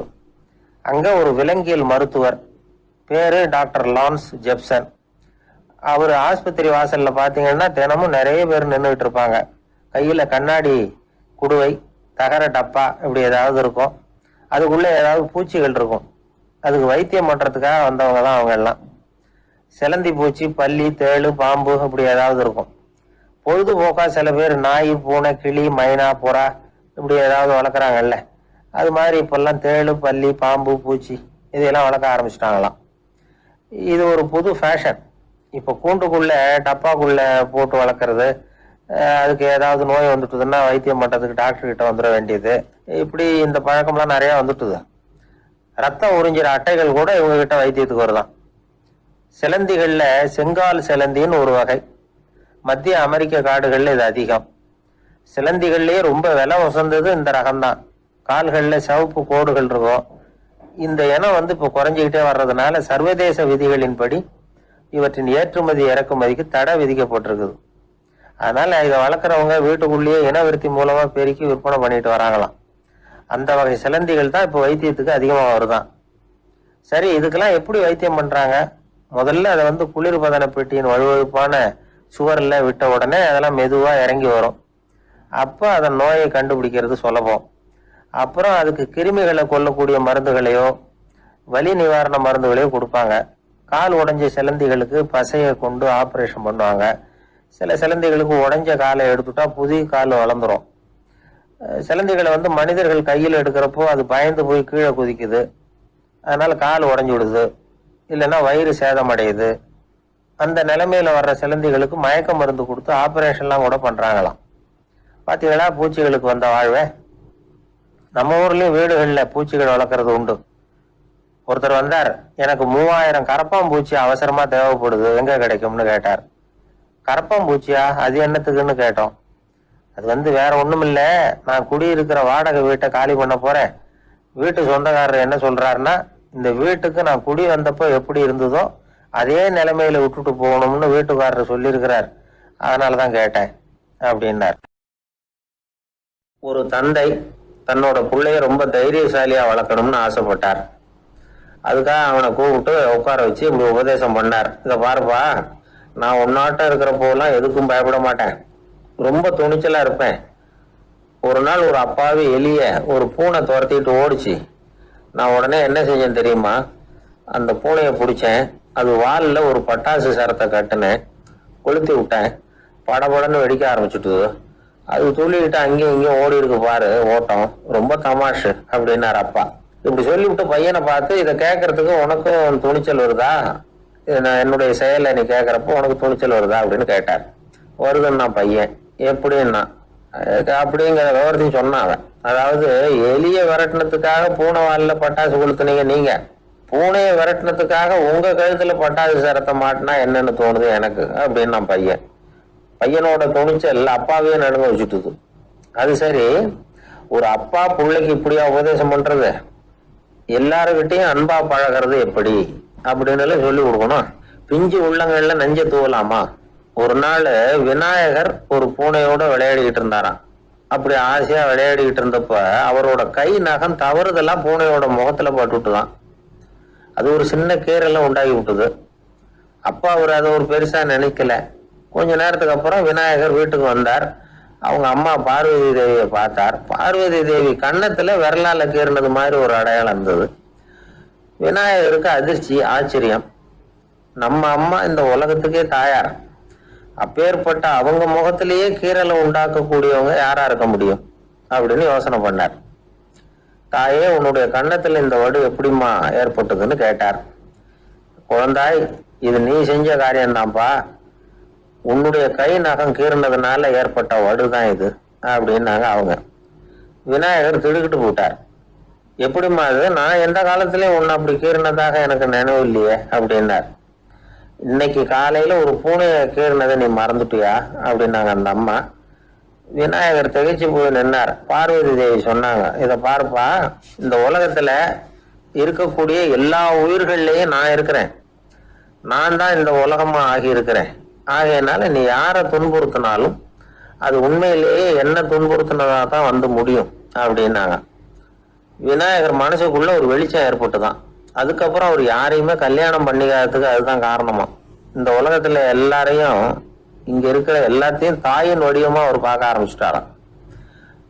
குருதேவர் ராமகிருஷ்ணர் இந்த கதையை எடுத்து சொல்லியிருக்கிறார். நபிகள் நாயகம் ஒரு தடவை ஒரு நாற்காலியில உட்காந்து என்னமோ யோசனை பண்ணிட்டு இருந்திருக்கிறார். அப்ப அவரோட உடையில ஒரு கீழ்ப்பகுதி தரையில படிஞ்சு கிடந்திருக்குது. அங்க விளையாடிக்கிட்டு இருந்த ஒரு பூனை அது மேல படுத்து தூங்கி போச்சு. தொழுகை செய்ய வேண்டிய நேரம் வந்துட்டு நபிகள் நாயகம் எழுந்திருக்க பார்த்தார். அப்போதான் பூனை தன்னோட உடை மேல படுத்து தூங்கிட்டு இருக்கிறது கண்ணுல படுது. பூனையோட தூக்கத்தை கலைக்க விரும்பல அவர். தன்னுடைய சகோதரியை கூப்பிட்டார். ஒரு கத்திரிக்கோள் எடுத்துட்டு வர சொன்னார். பூனை படுத்திருந்த உடைப்பகுதி மட்டும் இருக்குல்ல, அதை மட்டும் அதோட கத்திரிச்சு விட்டுட்டு அதுக்கப்புறம் அவர் எழுந்திரிச்சு தொழுகைக்கு போனாராம். அதாவது பிற உயிர்கள் கிட்ட எப்படி அன்பு காட்டணுங்கிறத பெரியவங்க எவ்வளவோ விதத்துல நமக்கு எடுத்து காட்டியிருக்கிறாங்க. இருந்தாலும் எத்தனை பேர் மனசுல அதெல்லாம் உரைச்சிருக்குது? நாமளும் நம்ம ட்ரெஸ் மேல ஒரு பூனை படுத்திருந்தா ஒரு கத்திரிக்கோலை தான் தேடுவோம், எடுத்துக்கிட்டு வர சொல்லுவோம். துணியை வெட்டுறதுக்கு பதிலாக இல்லை அதோட வாழை வெட்டினா என்ன அப்படின்னு தோணும். ஒரு ஆளு ரொம்ப பிரியமா ஒரு பூனையை ஆத்துல குளிப்பாடிட்டு இருந்தானா. எப்படி? அந்த பூனையை ஆத்து தண்ணியில அமுக்கி அமுக்கி குளிப்பாடிட்டு இருக்கிறான். அந்த வழியா போன பெரிய ஒருத்தர் இதை பார்த்தாரு. இதை பார்ப்பா, பூனையை அது மாதிரி ஆத்து தண்ணியில அமுக்கி குளிப்பாட்டாத, மூச்சு திணறி செத்து போடும் அப்படின்னு அட்வைஸ் பண்ணார். நீ போய் அவன் வேலையை பார்த்துக்கிட்டு, எனக்கு எல்லாம் தெரியும்னா இவன். சரின்னு அவர் போயிட்டார். கொஞ்ச நேரம் கழிச்சு அவரே அந்த வழியா திரும்பி வந்துகிட்டு இருந்தார். ஆத்துல பூனையை குளிப்பாடிக்கிட்டு இருந்தவன் அழுதுகிட்டு உட்காந்துருக்கிறான். பக்கத்துல அந்த பூனை செத்து கிடக்குது. இதை பார்த்தாரு பெரியவர். நான் தான் அப்பவே சொன்னேனே அந்த பூனையை ஆத்துல நினைக்காதேன்னு, அதை கேட்டிருந்தா அப்படி ஆயிருக்குமா அப்படின்னார். அந்த ஆள் கோபமா அவரை முறைச்சு பார்த்தான். அட போய்யா, இந்த பூனை ஆத்துல குளிச்சதுனால ஒன்றும் செத்து போகல, குளிச்சதுக்கு அப்புறம் அதோட உடம்பு ஈரமா இருக்குதுன்னு அதை புழிஞ்ச, அதனாலதான் அப்படி ஆயிட்டுது அப்படின்னு நானா. உலகத்துல எது எதுக்கும் ஆராய்ச்சி கூடங்கள் இருக்குது இல்ல, அது மாதிரி தூக்கத்தை பத்தி ஆராய்ச்சி பண்றதுக்கு ஒரு ஆராய்ச்சி கூடம் இருக்குது. அப்படி ஆராய்ச்சி பண்ணணும்னா அதுக்கு மூழ்கிட்டு இருக்கணும்ல. அதனாலதான் அந்த ஆராய்ச்சி கூடம் இங்கே இல்லை. அமெரிக்காவில் பாஸ்டன் பல்கலைக்கழக மருத்துவமனையில அது இருக்குது. அங்க தூக்கத்தை பத்தி பல விதமான ஆராய்ச்சிகள் பண்ணிட்டு இருக்கிறாங்க. அந்த ஆராய்ச்சி கூடத்துல இயக்குனரா இருக்கிற ஒரு நிபுணர் அவர் என்ன சொல்றாரு தெரியுமா? உங்களுக்கு தூக்கம் வரலையா, நீங்க நல்லா தூங்குறதுக்கு தாராளமா சில யோசனைகளை என்னால சொல்ல முடியும் அப்படிங்கிறார். யோசனை தானே, காசா பணமா கேட்டு வச்சுக்கலாமே. உணவு, மனநிலை, தூங்கும் இடத்தோட சூழ்நிலை, படுக்கைக்கு செல்றப்போ உள்ள பழக்க வழக்கங்கள், இது காரணமா ஒருத்தருக்கு தூக்கம் வராம போகலாம். தூக்கம் வராததுக்கு இதுதான் காரணம்னா அதையெல்லாம் சுலபமா கட்டுப்படுத்தலாங்கிறார் அவர். தூக்கத்தை வரவழைக்கக்கூடிய ஒரு நல்ல மருந்து உடற்பயிற்சி. ஆனா ஒண்ணு, படுக்க போற நேரத்துல இது மாதிரி உடற்பயிற்சிகள் எல்லாம் செய்யக்கூடாது. கொஞ்சம் முன்னாடி பகல்லையே இந்த பயிற்சிகளை செய்யறது நல்லது. தூக்கம் வராம அவதிப்படுறவங்க பிற்பகல் நேரங்கள்ல காஃபி, டீ இது மாதிரி பானங்களை சாப்பிடக்கூடாது. மது அருந்துறது கூட தூக்கத்தை பாதிக்கும். வெது வெதுப்பான நீர்ல குளிக்கிறது, தியானத்துல ஈடுபடுறது, ஓய்வா இருக்கிறது, படுக்கிறது, அதாவது படுக்கிறதுக்கு முன்னாடி ஒரு கோவலை பால் சாப்பிடுறது, இதெல்லாம் தூக்கத்தை வரவழைக்கிறது ரொம்ப உதவியா இருக்கும். இன்னொரு விஷயம் என்னன்னா, தூங்கி ஆகணுமேங்கிற கவலை வேண்டியதில்லை. அப்படி நினைச்சு கவலைப்படுறதை விட்டுடணும். தூக்கம் வரலையா, உடனே படுக்கையை விட்டு எழுந்திரிக்க வேண்டியது. வெளியில வாங்க, வேற ஏதாவது வேலையில ஈடுபடுங்க, கொஞ்ச நேரம் உலாவுங்க, அல்லது ஏதாவது ஒரு புஸ்தகத்தை எடுத்து படிங்க. களைப்பு ஏற்பட்டா மறுபடியும் படுக்கைக்கு போங்க, தூக்கம் தானே வந்துடும். ஒரு விஷயத்தை மட்டும் நல்லா ஞாபகத்துல வச்சுக்கணும். படுக்கைக்கு போறப்போ உங்க மற்ற எல்லா பிரச்சனைகளையும் மறந்துடணும். அது எப்படி சார் முடியும், அந்த நேரம் தானே எல்லா பிரச்சனையும் வரிசையா ஞாபகத்துக்கு வருது அப்படின்னு நாம நினைக்கலாம். ஆனா பழக்கத்துல அதை நாம மாத்திக்க முடியும். கொஞ்சம் முயற்சி பண்ணணும், அவ்வளவுதான். இது எல்லாமே ஆராய்ச்சி பண்ணி பார்த்துட்டு அந்த நிபுணர் சொல்ற கருத்து தான். இன்னொரு விஷயம் அவர் சொல்றார். அது என்னன்னா, உடல் கோளாறு காரணமா தூக்கம் வராம அவதிப்படுறவங்களுக்கெல்லாம் இந்த யோசனைகள் சரியா வராது அப்படிங்கிறார். அதுக்கெல்லாம் மருத்துவ சிகிச்சை கொடுத்துதான் சரி பண்ணணும். சில பேருக்கு நடு ராத்திரியில மூச்சு திணறல் ஏற்பட்டு தூக்கம் வராம போயிடும். ஊரெல்லாம் தூங்குறப்ப தான் மட்டும் தூங்காம மூச்சுக்கிட்டு இருக்கிறது, ஊரெல்லாம் மூச்சுக்கிட்டு இருக்கிறப்போ தான் மட்டும் தூங்குறது, இது மாதிரி கோளாறுகளால சில பேர் பாதிக்கப்படலாம். காலு தசை முறுக்கிக்கிறதுனால சில பேருக்கு அடிக்கடி விழிப்பு வரலாம். மன அழற்சி காரணமா சில பேருக்கு தூக்கம் வராது. இது மாதிரி கோளாறுகளுக்கெல்லாம் அதுக்கு தகுந்த மாதிரி சிகிச்சை கொடுத்துதான் சரி பண்ண வேண்டியிருக்கும். எந்த கோளாறும் இல்லாம தூக்கம் வரலைன்னா ஆரம்பத்துல சொன்ன முறைகளை கடைபிடிச்சு பார்க்கலாம். தூக்கம் வந்ததுன்னா யோசனை சொன்ன அந்த நிபுணருக்கு நன்றி சொல்லலாம். ஒருத்தர், ஏன் சார் பஸ்ல தூங்குறது கெட்ட பழக்கமானு கேட்டார். இல்லையே, நான் கூட பஸ்ல போறப்ப தூங்கிட்டு தானே போவேன் அப்படின்னார் இன்னொருத்தர். அப்புறம் ஏன் என்ன டிரைவர் வேலை வேணாம்னு வீட்டுக்கு அனுப்பி வச்சுட்டாங்க அப்படின்னாராம் அவரு. ஒருத்தரை பார்த்து உன்னுடைய நண்பர்கள் யார் அப்படின்னு ஒரு கேள்வி கேட்டு பாருங்க. கொஞ்சம் யோசிச்சு யோசிச்சு பதில் சொல்லுவாங்க. அவங்க கிட்டயே உன்னுடைய எதிரிகள் யார் அப்படின்னு கேளுங்க, கடகடன்னு ஒப்பிச்சிருவாங்க. நம்ம மனசு இருக்க, அது எப்படின்னா, நம்ம நண்பர்களை விட எதிரிகளை அது நல்லா ஞாபகத்துல வச்சுக்கும். இது ஒரு ஆச்சரியமான உண்மை. உங்களால நண்பர்களை மறந்துட முடியும், ஆனா எதிரிகளை மறந்துட முடியாது.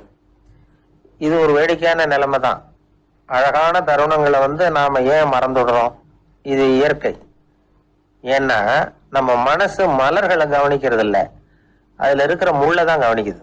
தன்னை காயப்படுத்துகிற எதையும் அது உடனே கண்டுகொள்ளுது. ஒரு தெளிந்த சிந்தனையுடைய மனசு மிக அழகாக உள்ள எல்லாத்தையும் கவனிக்கும். அது நன்றியுடன் உணரக்கூடிய எல்லாத்தையும் பார்த்து குறிச்சிக்கும். இப்படிப்பட்டவங்க வாழ்க்கை இயல்பாகவே நல்லா அமையும். அது ரொம்ப அபூர்வம். மனசுல உள்ள ஒரு சிறிய அமைப்பை மாற்றுவதை பொறுத்து தான் இந்த விஷயம் அப்படிங்கிறார் ஓஷோ. ஒரு யூத கோவில் இருந்துதான், அது யூதர்களின் மடமாவும் இருந்தது. அங்க ஒரு தலைமை குரு, அவர் ரொம்ப கண்டிப்பானவர். அந்த கோவிலை ஒட்டி ஒரு தோட்டம். ஒரு நாள் காலையில அந்த தோட்டத்துல 2 இளம் யூதர்கள் நடந்து போய்கிட்டு இருக்கிறாங்க. காலையில 1 மணி நேரம், மாலையில 1 மணி நேரம் அவங்க அந்த தோட்டத்துல நடக்கிறதுக்கு அனுமதி உண்டு. மற்ற நேரங்கள்ல அவங்க மத புத்தகங்களை படிக்கணும், பிற விதிமுறைகளை கடைபிடிக்கணும். அந்த 2 பேருமே தொடர்ந்து புகைப்பிடிக்கிற பழக்கம் உள்ளவங்க. ஆனா கோவில் மடத்துல இருக்கிறப்போ அவங்க புகைப்பிடிக்க முடியாது, அது கடுமையான குற்றம். சரி, நாம தோட்டத்துல இருக்கிறப்போவாவது புகைப்பிடிக்கலாமா அப்படின்னு ஒரு ஆசை அவங்க 2 பேருக்குமே. இருந்தாலும் பயம். இப்படி கேட்டா மத குரு என்ன சொல்லுவாரோ அல்லது என்ன செய்வாரோங்கிற பயம். இப்படியே கொஞ்ச நாள் ஆச்சு. ஒரு நாள் அந்த 2 பேர்ல ஒருத்தன் ரொம்ப கலங்கி போய் அந்த கோவில்ல இருந்து வெளியில வந்துகிட்டு இருந்தான். வந்தவன் நேரா தோட்டத்து பக்கம் போனான். அங்க இன்னொருத்தன் ஆனந்தமா புகை பிடிச்சிக்கிட்டு இருக்கிறான். அதை பார்த்துதான் இவனுக்கு அதிர்ச்சி. அட கடவுளே, என்ன இது, நீ கேட்காமலே ஆரம்பிச்சிட்டியா அப்படின்னா. இல்ல இல்ல, நான் கேட்டுட்டு தான் ஆரம்பிச்சிருக்கேன்னா அவன். அப்படியா, என்ன மனுஷன் அவரு, நானும் தான் கேட்டேன், என்ன கண்ணாபுண்ணான்னு திட்டி விட்டார். இது என்ன கோவிலா இல்ல நரகமா? உனக்கு புகை பிடிக்கணும்னு ஆசையா இருந்தா நரகத்துக்கு போகணும்னு சொல்லிவிட்டார். அது சரி, உன்னை மட்டும் எப்படி அனுமதிச்சாரு அப்படின்னு கேட்டான் இவன். அவன் சிரிச்சுக்கிட்டே, நீ எப்படி கேட்ட சொல்லு அப்படின்னா. நாம இந்த தோட்டத்துக்கு வர அனுமதிக்கப்பட்டிருக்கிறதே ஜபத்துக்காகத்தானே, அதனால நான் ஜபம் சொல்லும் பொழுது புகை பிடிக்கலாமா அப்படின்னு கேட்டேன். அதுக்கு தான் அவர் சத்தம் போட்டு என்னை அடிக்கவே வந்துட்டார் அப்படின்னா இவன். நீ ஒரு மாதிரியா கேட்டிருக்க, நான் வேற மாதிரியா கேட்டிருக்கிறேன். ஜெபம் சொல்லும் போது புகை பிடிக்கலாமான்னு நீ கேட்டிருக்க. ஐயா, புகை பிடிக்கும் பொழுது ஜபிக்கலாமா அப்படின்னு நான் கேட்டேன். அதுல தப்பு ஒண்ணும் இல்லை அப்படின்னு பதில் சொல்லிட்டார் அப்படின்னா. ஒரு சிறிய மாற்றம் தான் அது மிகப்பெரிய மாறுதலை ஏற்படுத்தி விட்டது. மனசு நல்ல விதமா சிந்திக்க ஆரம்பிச்சுட்டுதுன்னா மகிழ்ச்சிக்கு பஞ்சம் இல்லை. ஒரு கஞ்சன் ஆத்துல விழுந்துட்டான், வெள்ளத்துல தத்தளிச்சுக்கிட்டு இருக்கிறான். கரையில நின்ன ஒருத்தர், உன் கையை கொண்டா இப்படி புடிச்சு இழுத்து கரையில சேர்த்து விடுறேன்னார். எதையும் கொடுத்து பழக்கம் இல்லாத அவன் கையையும் கொடுக்க மாட்டேன்னுட்டான். இவர் பார்த்தார், உன் கையை கொடுன்னு சொல்றதுக்கு பதிலா நான் என் கையை கொடுக்கறேன் புடிச்சுக்கோ அப்படின்னார். அவன் கப்புன்னு புடிச்சுக்கிட்டான், இழுத்து கரையில போட்டார். 1816 வருஷம் செப்டம்பர் மாசம் 11ஆம் தேதி பிரான்ஸ் தேசத்துல உள்ள ஒரு மருத்துவமனை. அங்க ஒரு இளம் டாக்டர் கொஞ்ச நாளைக்கு முன்னாடி தான் அந்த ஆஸ்பத்திரியில புதுசா வேலைக்கு சேர்ந்திருக்கிறார். அவரு பேரு ரெனே லெனக். அவரு அன்னைக்கு காலையில அந்த மருத்துவமனையில அப்படியே ரவுண்ட்ஸ் வந்துகிட்டு இருக்கிறார். வார்டுல ஒரு படுக்கையில ஒரு இளம் பெண் படுத்திருக்கிறா. அந்த பொண்ணுக்கு இருதய நோயா இருக்கலாம்ங்கிறது மற்ற டாக்டர்கள் சந்தேகம். அந்த காலத்துல எல்லாம் ஒருத்தருடைய இருதய துடிப்பை தெரிஞ்சுக்கணும்னா நோயாளியின் மார்புல டாக்டர் காதை வச்சு பார்த்துதான் தெரிஞ்சுக்கிறது வழக்கம். ஆனா இந்த பெண்ணும் இளம் பெண், அந்த டாக்டரும் புதுசா சேர்ந்திருக்கிறவர். அதனால பரிசோதனை பண்ண தயங்கினார். கொஞ்ச நேரம் யோசனை பண்ணார். திடீர்னு ஒரு ஞாபகம் வந்தது அவருக்கு. அதாவது அன்னைக்கு விடியற் காலையில தோட்டத்துல அப்படியே வாக்கிங் போயிட்டு இருந்தப்போ சின்ன பசங்கள்லாம் ஒரு மரக்கட்டையை வச்சு விளையாடிட்டு இருந்தாங்களாம். அதை இவர் பார்த்திருக்கிறார். அது என்ன விளையாட்டுனா, ஒரு நீளமான மரப்பலகை, அதுல ஒரு முனையில ஒரு பையன் தன்னுடைய காதை வச்சுக்கிட்டு இருக்கிறான், மறுமுனையில இன்னொரு பையன் அந்த மரப்பலகையை ஒரு ஆணியால கீறிக்கிட்டு இருக்கிறான். ஒரு முனையில ஆணியால கீறும் பொழுது மறுமுனையில காதை வச்சிருக்கிற பையனுக்கு அந்த சத்தம் துல்லியமா கேட்குது. அந்த டாக்டருக்கு காலையில பார்த்த இந்த விளையாட்டு ஞாபகத்துக்கு வந்துட்டுது. உடனே என்ன பண்ணாரு தெரியுமா? ஒரு நீளமான காகிதத்தை எடுத்தார், அதை அப்படியே உருளை மாதிரி உருட்டினார். ஒரு முனையை அந்த நோயாளியின் மார்புல இடது பக்கம் வச்சார், இன்னொரு முனையில தன்னுடைய காதை வச்சார். என்ன ஆச்சரியம்! நோயாளியின் மார்புல நேரடியா காதை வச்சு கேட்கறத விட துல்லியமா கேட்டது இதய துடிப்பு. இதய துடிப்பு மட்டும் இல்ல, மூச்சு இழுத்து விடுறது, திரவ பொருள்களின் அசைவு, எல்லா சத்தமும் தெளிவா கேட்குது. கிரேக்க மொழியில ஸ்டெத்தாஸ் அப்படின்னா மார்பு, ஸ்கோப்பின் அப்படின்னா பார்ப்பதுன்னு அர்த்தம். அதனால டாக்டர் ரெனே லெனக் தான் கண்டுபிடிச்ச கருவிக்கு ஸ்டெதஸ்கோப் அப்படின்னு பேர் வச்சார். அவரே முதல் மாடலையும் செஞ்சார். அளவு ரொம்ப பெருசா இருந்தது, சுலபமா எடுத்துட்டு போகிறது கஷ்டம், அது அவ்வளவு கஷ்டமா இருந்தது அது. அதனால அவரே அதை அப்புறம் 2 பிரிவா தயார் பண்ணார். இது 2 துண்டையும் டாக்டர் தன்னோட கோட்டு பாக்கெட்ல வச்சுக்கலாம், தேவைப்படுறப்ப எடுத்து ஒன்னா சேர்த்துக்கலாம். இப்படிதான் அவர் ஆரம்பத்துல பண்ணார். தன்னுடைய இந்த கண்டுபிடிப்பை பத்தி அவர் ஒரு புத்தகம் எழுதினார். நிறைய வித்துது, புகழும் பணமும் சேர்ந்தது. பணமும் புகழும் சேர்ந்தது மாதிரி அவருக்கு ஒரு நோயும் சேர்ந்தது. அது என்ன நோயின்னு கண்டுபிடிக்கிறதுக்கும் அவரு கண்டுபிடிச்ச கருவி தான் உபயோகப்பட்டுதான். அவரே அதை கண்டுபிடிச்சார். அவருக்கு வந்திருந்தது காச நோய். 1826ஆம் வருஷம் ஆகஸ்ட் மாதம் 13ஆம் தேதி உலகத்தின் முதல் ஸ்டெதஸ்கோப்பை கண்டுபிடிச்ச டாக்டர் ரெனே லெனக் காலமானார். அவர் சாகிறதுக்கு முன்னாடி மரத்தால் செஞ்சு வச்சிருந்த ஸ்டெதஸ்கோப்பை தனக்கு வேண்டியப்பட்ட ஒரு டாக்டர் கிட்ட கொடுத்து, என்னுடைய சொத்துக்கள்லேயே ரொம்ப வசந்தது அப்படின்னு சொன்னாராம். அதுக்கப்புறம் 3 வெள்ளைக்காரங்க சேர்ந்து இந்த கருவியில சில மாற்றங்களை பண்ணாங்க. ஆனால் 1829 லண்டன்ல டாக்டர் நிக்கோலஸ்ங்கிறவர் ஒரு காதால இதய துடிப்பை கேட்கறத விட டாக்டர் 2 காதாலையும் கேட்கறது தான் சரியா இருக்கும் அப்படின்னு ஒரு கருத்தை வெளியிட்டார்.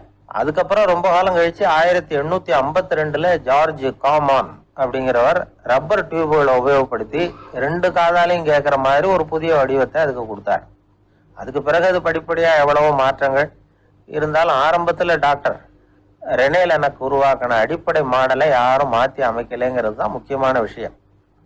நமக்கு தெரிஞ்ச ஒரு ஆஸ்பத்திரி, அதில் ஒரு நோயாளி, காலை நேரத்தில் நர்ஸு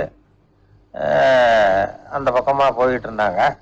அதை பார்த்துட்டு ஒரு நர்ஸுன்னு கத்துறாரு. நர்ஸு அவசரமாக ஓடி என்ன விஷயம்னு கேட்டாங்க. சிஸ்டர், இங்கே பாருங்க, உங்கள் டாக்டரை என் நெஞ்சில் ஒரு காதை வச்சு கேட்டுக்கிட்டு இருக்கிறார் அப்படின்னார் நோயாளி. சிஸ்டர் பதட்டப்படாம, அதனால என்ன, இந்த டாக்டர் பழமையான விஷயங்கள்ல ரொம்ப நம்பிக்கை உள்ளவர், அதனால ஸ்டெதாஸ்கோப்பை உபயோகப்படுத்தாம காதை வச்சு கேட்கிறார், அது ஒன்றும் தப்பு இல்லை அப்படின்னாங்களாம். ஐயோ, அதுக்காக இல்லை சிஸ்டர், இவர் என் நெஞ்சு மேல தலையை வச்சது நேற்று ராத்திரி 9 மணி, இப்போ விடிஞ்சு போச்சு, இன்னமும் தலையை எடுக்கவே இல்லை, அதுக்காக தான் சந்தேகப்பட்டு உங்களை கூப்பிடுறேன் அப்படின்னாராம்.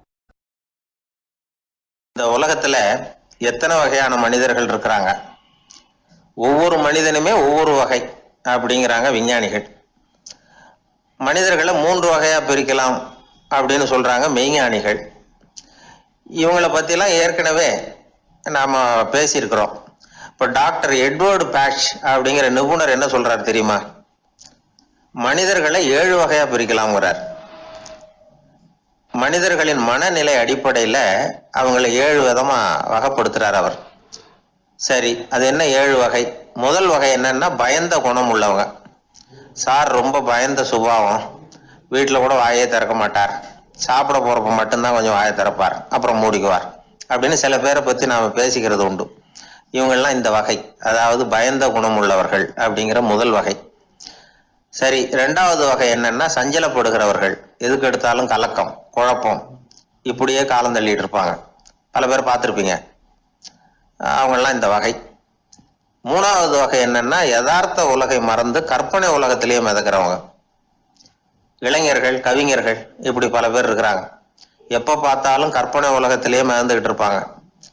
கிட்டத்துல போய் என்னங்க ஒரு மாதிரியா இருக்கிறீங்க அப்படின்னு கேட்டு பாருங்க, அவங்களெல்லாம் ஏதோ ஒரு அற்ப புழுவை பார்க்கறது மாதிரி அவங்கள பார்ப்பாங்க. அதுவும் அந்த வானத்து நிலாவை பாருங்கள், அது என்னை வா வான்னு கூப்பிடுது, எனக்கு சீக்கிரத்துல ஒரு நாள் சிறகுகள் முளைக்கும், சிறகடித்து வானத்துல பறந்து போவேன், அந்த செல்ல நிலாவை கொஞ்சி விட்டு வருவேன், இப்படிலாம் பேசிக்கிட்டு இருப்பாங்க. கொஞ்சிறது அப்புறம் இருக்கட்டும், இப்ப கஞ்சிக்கு வழியே பாருப்பா அப்படின்னா அதை காதுல வாங்க மாட்டாங்க. நாம ஏதோ இந்த உலகத்தை அனுபவிக்க தெரியாதவர்கள் மாதிரி நம்மளை அவங்க கவனிப்பாங்க. இப்படி ஒரு ரகம். 4வது வகை மனிதர்கள் எப்படின்னா, இவங்க தனிமை உணர்வு மிக்கவர்கள். இவங்க மற்றவங்களோட இயல்பா நெருங்கி பழகிறது இல்லை, தான் உண்டு தன்னுடைய வேலை உண்டுன்னு இருந்துட்டு போறவங்க. அடுத்த வீட்டில் இருக்கிறவர் யார் அப்படின்னு கேட்டா கூட அடுத்த வீடுன்னு ஒன்று இருக்கா அப்படிங்கிறது மாதிரி நம்ம முகத்தை பார்ப்பாங்க. அவங்ககிட்ட மேற்கொண்டு நாம என்னத்தை பேச முடியும்? இப்படி ஒரு வகை. 5வது வகை மனிதர்கள் எப்படின்னா, இவங்க மற்றவங்க செல்வாக்குக்கு உட்பட மறுப்பவர்கள். அடுத்தவங்களோட செல்வாக்குக்கு இவங்க ஆட்படுறதில்ல. நான் யார் தெரியுமான்னு கேட்டா அதை தெரிஞ்சுட்டு எனக்கு என்ன ஆக போகுதும்பாங்க. இவங்கெல்லாம் அந்த ரகம். 6வது வகை மனிதர்கள் எப்பவும் எதுலையும் பற்று இல்லாம இருக்கிறவங்க. இது ஒரு துறவு மனப்பான்மை. இயல்பாவே சில பேர் இப்படி உண்டு. அவங்களுக்கு எதுலேயும் ஒரு ஈடுபாடு இருக்காது. அப்படிப்பட்டவங்க எல்லாம் 6வது வகை. 7வது வகை மனிதர்கள் மற்றவங்க கவலையை தன்னுடையதா ஆக்கிக்கிட்டு கவலைப்படுறவங்க. இவங்கெல்லாம் மகாத்மாக்கள். தாம் வேறு அடுத்தவங்க வேறு அப்படிங்கிற எண்ணம் இவங்களுக்கு வர்றதில்லை. அதனால அடுத்தவங்களுக்கு ஒரு துன்பம் வந்ததுன்னா இவங்களால சும்மா இருக்க முடியறதில்லை. ஆக கூடி இப்படி 7 விதமான மனிதர்களை அடையாளம் காட்டுறார் அந்த நிபுணர். இதுல நாம எந்த வகையில வர்றோம் அப்படிங்கிறத நாம தான் அடையாளம் கண்டுபிடிக்கணும். எனக்கு தெரிஞ்ச ஒரு மனிதர் உண்டு. அவர் ஒரு வித்தியாசமான வகை. எதையும் நடைமுறை சாத்தியமா சிந்திக்கிறவர். எப்பவும் அடுத்தவங்களும் நல்லா இருக்கணும், நாமும் நல்லா இருக்கணும் அப்படின்னு ஆசைப்படுறவர். அவருக்கு ஒரு சமயம் திடீர்னு உடம்பு சுகம் இல்லாம போயிட்டுது. டாக்டர் கிட்ட போனார், பணம் கொடுத்தார், வைத்தியம் பார்த்துக்கிட்டார். அவர் எழுதி கொடுத்த மருந்து சீட்டை வாங்கினார். ஒரு மருந்து கடைக்கு போனார், பணம் கொடுத்தார், மருந்து வாங்கினார். அதை எடுத்துட்டு வீட்டுக்கு வந்தார். அதுக்கப்புறம் அந்த மருந்து அவர் சாப்பிடணும்ல, சாப்பிடவே இல்லை. அப்படியே சும்மா வச்சுட்டார். அவரை பார்த்து கேட்டேன், ஏன் சார் இப்படி பண்றீங்க? வீண் செலவு தானே இது, நீங்க ஏன் டாக்டர் கிட்ட போய் பணம் செலவு பண்ணுனீங்கன்னு கேட்டேன். அவர் சொன்னாரு, டாக்டர் வாழணும் இல்லையா, அதனாலதான் அப்படின்னார். சரி, அப்புறம் ஏன் மருந்து வாங்கினீங்க அப்படின்னு கேட்டேன். மருந்து கடைக்காரர் வாழணும் இல்லையா, அதனாலதான் அப்படின்னார். சரி, அப்புறம் ஏன் வாங்கின மருந்து சாப்பிடாம வச்சுட்டீங்க அப்படின்னதுக்கு, நான் வாழணும் இல்லையா அதனாலதான் அப்படின்னார். இவர் வாழ்க்கையை புரிஞ்சுக்கிட்டவர். இப்படி வாழ்க்கையை புரிந்து கொண்டு வாழ தெரிஞ்சுக்கணும். எந்த வகை மனிதர் நாம் அப்படிங்கிறத புரிஞ்சுக்கிட்டு வாழ்ந்தோம்னா வாழ்க்கையில வெற்றி நிச்சயம். ஒரு ஊர்ல ஒரு ஆள் இருந்தான். அவனுக்கும் அவன் மனைவிக்கும் சண்டை. இவன் கோவிச்சுக்கிட்டு வீட்டை விட்டு வெளியில வந்துட்டான். நேரா தன்னுடைய நண்பன் ஒருத்தனை தேடிட்டு போனான். அந்த நண்பன் எப்படின்னா, எதுக்கும் அசர மாட்டான், எப்பவும் மகிழ்ச்சியா இருப்பான். அவன்கிட்ட போய் இவன் யோசனை கேட்டான். அது சரி, நீ எப்படி எப்பவும் மகிழ்ச்சியா இருக்கிற, என்னால அப்படி இருக்க முடியலையே அப்படின்னு கேட்டான். என்ன நடந்தது சொல்லுன்னா அவன், வீட்டுல எனக்கும் என் மனைவிக்கும் தகராறு, நிம்மதி இல்லை, அதுதான் இங்க வந்தேன், உங்ககிட்ட யோசனை கேட்கலாமேன்னு அப்படின்னு விவரத்தை சொன்னான். அதை கேட்டுட்டு அதுக்கப்புறமா இவன் சொன்னான், இந்த பாருப்பா, இது ஒன்றும் பெரிய விஷயம் இல்லை. எனக்கு 2 மனைவிகள், 2 வீடு. ஒரு வீட்டுல சண்டை வந்துட்டுதுன்னா நேரா இன்னொரு வீட்டுக்கு வந்துடுவேன். இங்கே சண்டை வந்துட்டுதுன்னா நேரா அங்க போயிடுவேன். 2 குடும்பம் இருக்கிறதுனால இப்படி ஒரு வசதி. இதுதான் என்னுடைய மகிழ்ச்சியின் ரகசியம் அப்படின்னு நானா. ஓ, அப்படியா விஷயம், இப்ப புரிஞ்சுக்கிட்டேன், உன்னுடைய யோசனைக்கு ரொம்ப நன்றி அப்படின்னு சொல்லிவிட்டு அவன் திரும்பி வந்துட்டான். அங்க எங்க தேடினான். ஒரு வாரத்துக்குள்ள இன்னொரு பொண்ணை தேடி கண்டுபிடிச்சு கல்யாணம் பண்ணிட்டான். இப்ப இவனுக்கு 2 வீடு ஆயிட்டுது. அதுக்கப்புறம் என்னாச்சு தெரியுமா, இவன் 2வதா கல்யாணம் பண்ணிட்டு வந்தானே, இந்த செய்தி முதல் மனைவிக்கு தெரிஞ்சு போச்சு. போனான், அது கழுத்தை பிடிச்சி வெளில தள்ளி விட்டு கதவை சாத்தி விட்டுது. இனிமே இந்த பக்கம் வராத, எனக்கு தெரியாம எப்படி நீ இன்னொரு கல்யாணம் பண்ண அப்படின்னு சொல்லி அடிச்சு வரட்டி விட்டுது. இவன் அதனால என்ன பரவாயில்லன்னு 2வது மனைவி வீட்டுக்கு போனான். அங்க பார்த்து, நீ எனக்கு கல்யாணம் பண்றதுக்கு முன்னாடி ஏற்கனவே உனக்கு கல்யாணம் ஆச்சுங்கிற விஷயத்த ஏன் என்கிட்ட சொல்லல அப்படின்னு சொல்லி அதுவும் கழுத்தை பிடிச்சி வெளில தள்ளி விட்டுது. இவன் வீதிக்கு வந்துட்டான். இங்கேயும் போக முடியல, அங்கேயும் போக முடியல. என்ன இது, அவன் சொல்லி கொடுத்த யோசனை ஒன்றும் சரியா வரலையே அப்படின்னு யோசனை பண்ணிக்கிட்டே நடந்தான். வழியில ஒரு பாழடைஞ்ச மண்டபம்.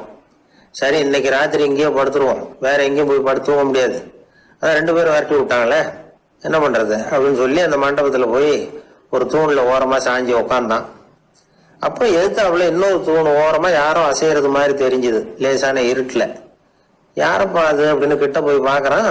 அப்புறம் தான் தெரியுது, அவன் யாரு தெரியுமா, இவனுக்கு யோசனை சொன்னான்ல 2 கல்யாணம் பண்ணிக்கணும்னு சொல்லி, அவன் அங்க படுத்து கிடக்குறான். டேய், நீ எப்படிடா இங்க வந்த அப்படின்னா, 2 வீட்லயும் சண்டை வந்துட்டுது, அதுதான் இங்க வந்தேன், படுத்து தூங்கலாமேன்னு அப்படின்னா. 2 வீடு இருக்கிறது சௌரியம்னு என்கிட்ட சொன்னியப்பா அப்படின்னா இவன். நான் அப்படி சொன்னதுக்கு ஒரு காரணம் உண்டுன்னா அவன். என்னடா காரணம்னு கேட்டான். அது வேற ஒண்ணும் இல்ல, தினமும் ராத்திரியில இந்த மண்டபத்துல தனியா படுக்கிறதுக்கு எனக்கு பயமா இருந்தது.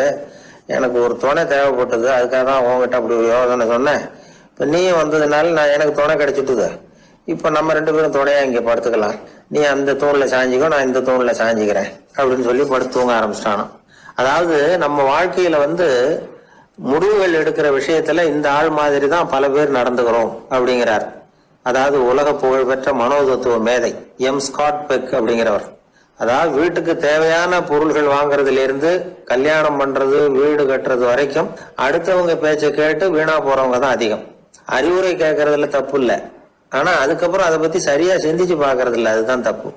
சில பேர் அறிவுரை சொல்றதுலயே ரொம்ப தெளிவா இருப்பாங்க. ஏன் சார் 2 சம்சாரத்தோட குடும்பம் நடத்துறது ரொம்ப கஷ்டமானு கேட்டாராம் ஒருத்தர். அது எனக்கு தெரியாதுங்க அப்படின்னாராம் அவரு. ஏன்னு கேட்டிருக்கார். ஏன்னா எனக்கு 3 சம்சாரம் அப்படின்னாராம் அவர். ஒரு ஆளு ராமகிருஷ்ணரை தேடி வந்தான். அவன் கையில 1000 பொற்காசுகள் வச்சிருந்தான். அதை அவர்கிட்ட கொடுத்து இதை ஏத்துக்கணும் அப்படின்னு ரொம்ப பணிவா கேட்டுக்கிட்டான்.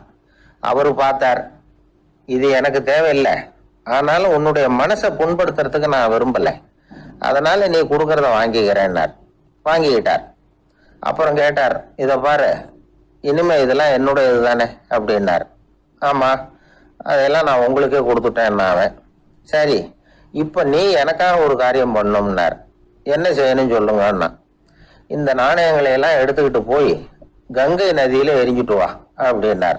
இவனுக்கு அதிர்ச்சியா போச்சு. என்ன பண்றது, இனிமே அது முடியாதுன்னு சொல்ல முடியாது. ஏன்னா அந்த நாணயங்களை எல்லாம் அவருக்கே கொடுத்துட்டான். இனிமே அதெல்லாம் இவனுடையது இல்லை. பேசாம அவ்வளவே அள்ளிக்கிட்டு ஆத்தங்கரைக்கு போனான். போனவன் ரொம்ப நேரம் திரும்பியே வரல. ராமகிருஷ்ணருக்கு சந்தேகம், என்ன ஆச்சு அந்த மனுஷனுக்கு, காசுகளோட அந்த கங்கையில குதிச்சுட்டானா, போகும்போதே ஒரு மாதிரியா தான் போனான், போய் என்னன்னு பார்த்துட்டு வாங்க அப்படின்னார். அங்க இருந்த ஒருத்தர் ஓடி போய் பார்த்தார். அவர் போய் பார்க்கும்பொழுது அவன் அங்கேயே இருந்தான். அதுக்கப்புறம் அவர் திரும்பி வந்தார். வந்து விவரத்தை சொன்னார். அதாவது அவன் கங்கை கரையில உட்காந்துக்கிட்டு ஒவ்வொரு நாணயமா 1 2ன்னு எண்ணி எண்ணி வீசிக்கிட்டு இருக்கிறான். அவனை சுத்தி ஒரு கும்பல் நின்றுகிட்டு அவனை தடுத்துக்கிட்டு இருக்குது அப்படின்னு விவரத்தை சொன்னார் போயிட்டு வந்தவர். இதை கேட்டதும் ராமகிருஷ்ணரே புறப்பட்டு அங்க போனாராம். என்ன இப்படி பண்ணிட்டு இருக்கிற, நான் உன்னை அந்த நாணயங்களை கங்கையில வீசி எறிய சொன்னேன், நீ ஏன் அதை எண்ணிக்கிட்டு இருக்கிற அப்படின்னார். பழக்கம்தான் காரணம், நான் ஒவ்வொரு நாளும் ஒவ்வொன்றா சேமிச்சு வச்சேன். இன்னைக்கு என்கிட்ட நிறைய இருக்குது, உங்களுக்கு ஒரு 1000 நாணயங்களை கொடுக்கணுங்கிறது என்னோட ஆசை அப்படின்னா. இப்ப ராமகிருஷ்ணர் சொன்னார், ஒரே நேரத்துல எல்லாத்தையும் சம்பாதிச்சிருந்தா நீ எண்றது பொருத்தமா இருக்கும். எல்லாத்தையும் இழக்கும் போது ஒவ்வொன்றா எண்ணிக்கிட்டு இழக்கிறதுங்கிறது சரியான செயல் இல்லை. அதனால ஒரே தடவையா எல்லாத்தையும் தூக்கி எறிஞ்சிடும் அப்படின்னார். இது இழப்பது அப்படிங்கிற ஒரு உயர்ந்த நிலை. இதை நாம யதார்த்த வாழ்க்கையில சம்பந்தப்படுத்தி பார்த்து குழப்பிக்கிட்டு இருக்கக்கூடாது. இழக்கிறேன்னு சொல்லிட்டு இருக்கிற காசையெல்லாம் ஆத்துலையும் குளத்துலையும் கொண்டு போய் எரிஞ்சுட்டு வாங்க அப்படின்னு உபதேசம் பண்றதாக யாரும் நினைச்சிடக்கூடாது. இதுல நாம புரிஞ்சுக்க வேண்டியது என்னன்னா, எதையாவது ஒன்ன இன்னொருத்தருக்கு கொடுக்கணும் அப்படின்னு விருப்பப்பட்டா அதை மனப்பூர்வமா கொடுத்துடணும். கொடுத்துட்டு அதையே நினைச்சிட்டு இருக்க கூடாது. நம்மால ஒருத்தர் ஒரு 100 ரூபாய் நோட்டை தன்னுடைய நண்பர் ஒருத்தர்கிட்ட கொடுத்து, இது உனக்கு தான் வச்சுக்கோ அப்படின்னார். அவரு பார்த்தார், இது இனிமே எனக்கு தானே சொந்தம் அப்படின்னார். ஆமான்னார் அவர். அப்படின்னா எனக்காக நீ ஒரு உதவி செய்யணும்னார். சொல்லுங்க செய்யறேன்னார் அவர். இந்த 100 ரூபாய் நோட்டை தீ வச்சு கொளுத்தி விடுனார். இவர் அதிர்ச்சி ஆகி அவரை பார்த்தார். இப்ப அவரு சொன்னார், நீ எனக்கு அன்பா கொடுத்தது இது, இந்த நோட்டு கள்ள நோட்டுங்கிறது எனக்கு முன்னாடியே தெரியும், சீக்கிரம் கொளுத்தி விடு, அதுதான் நம்ம 2 பேருக்குமே நல்லது அப்படின்னாராம் அவர். உழைப்பும் நேர்மையும் உயர்வதற்கு வழிகள். அதை விட்டுட்டு உட்கார்ந்த இடத்துல இருந்துகிட்டே உயர போகணும் அப்படின்னு ஆசை கற்பனை பண்றாங்க. அந்த கற்பனையிலேயே பாதி வாழ்க்கை ஓடி போடுது. உழைப்புங்கிற வழியையும் நேர்மைங்கிற வழியையும் ஒதுக்கி விட்டு குறுக்கு வழியில ஓட நினைக்கிறவங்க குப்புற விழுந்துடுறாங்க. எந்த தொழிலை நாம செய்தாலும் சரி, அந்த தொழிலுக்குரிய பெருமையை நாம புரிஞ்சுக்கிட்டு அதுல ஈடுபடணும். அப்படி இல்லாம என்ன சார் பொழப்புது, இந்த தொழிலை மனுஷன் செய்வானா அப்படி புலம்பிக்கிட்டே இந்த தொழிலையே செஞ்சுக்கிட்டு இருக்கிறவங்க நம்மள பல பேர் உண்டு. செய்யும் தொழிலே தெய்வம் அப்படின்னு சொல்றாங்கல்ல, அப்படி சொல்றது எதுக்காக, அந்த அளவுக்கு அதுல ஒரு ஈடுபாடு வேணுங்கிறதுக்காகத்தான். ஒரு பெரிய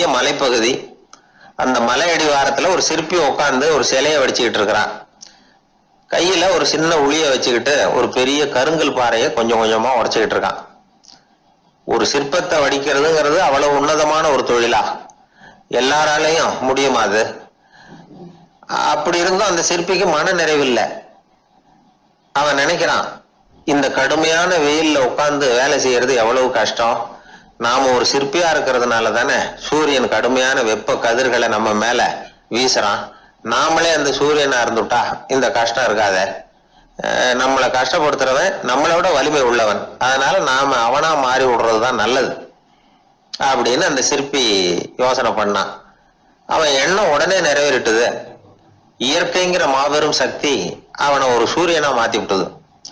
சிற்பி இப்போ ஒரு சூரியனா மாறினான். இனிமே இந்த உலகத்துல நம்மளோட வலிமை உள்ளவன் வேற யாரும் கிடையாது அப்படின்னு நினைக்க ஆரம்பிச்சுட்டான். அவனுக்கு மகிழ்ச்சியா இருந்தது. அந்த மகிழ்ச்சி அதிக நேரம் நீடிக்கல. ஏன்னா கொஞ்ச நேரத்துல ஆகாயத்துல கரிய மழை மேகங்கள் அப்படியே சூழ்ந்து வந்தது.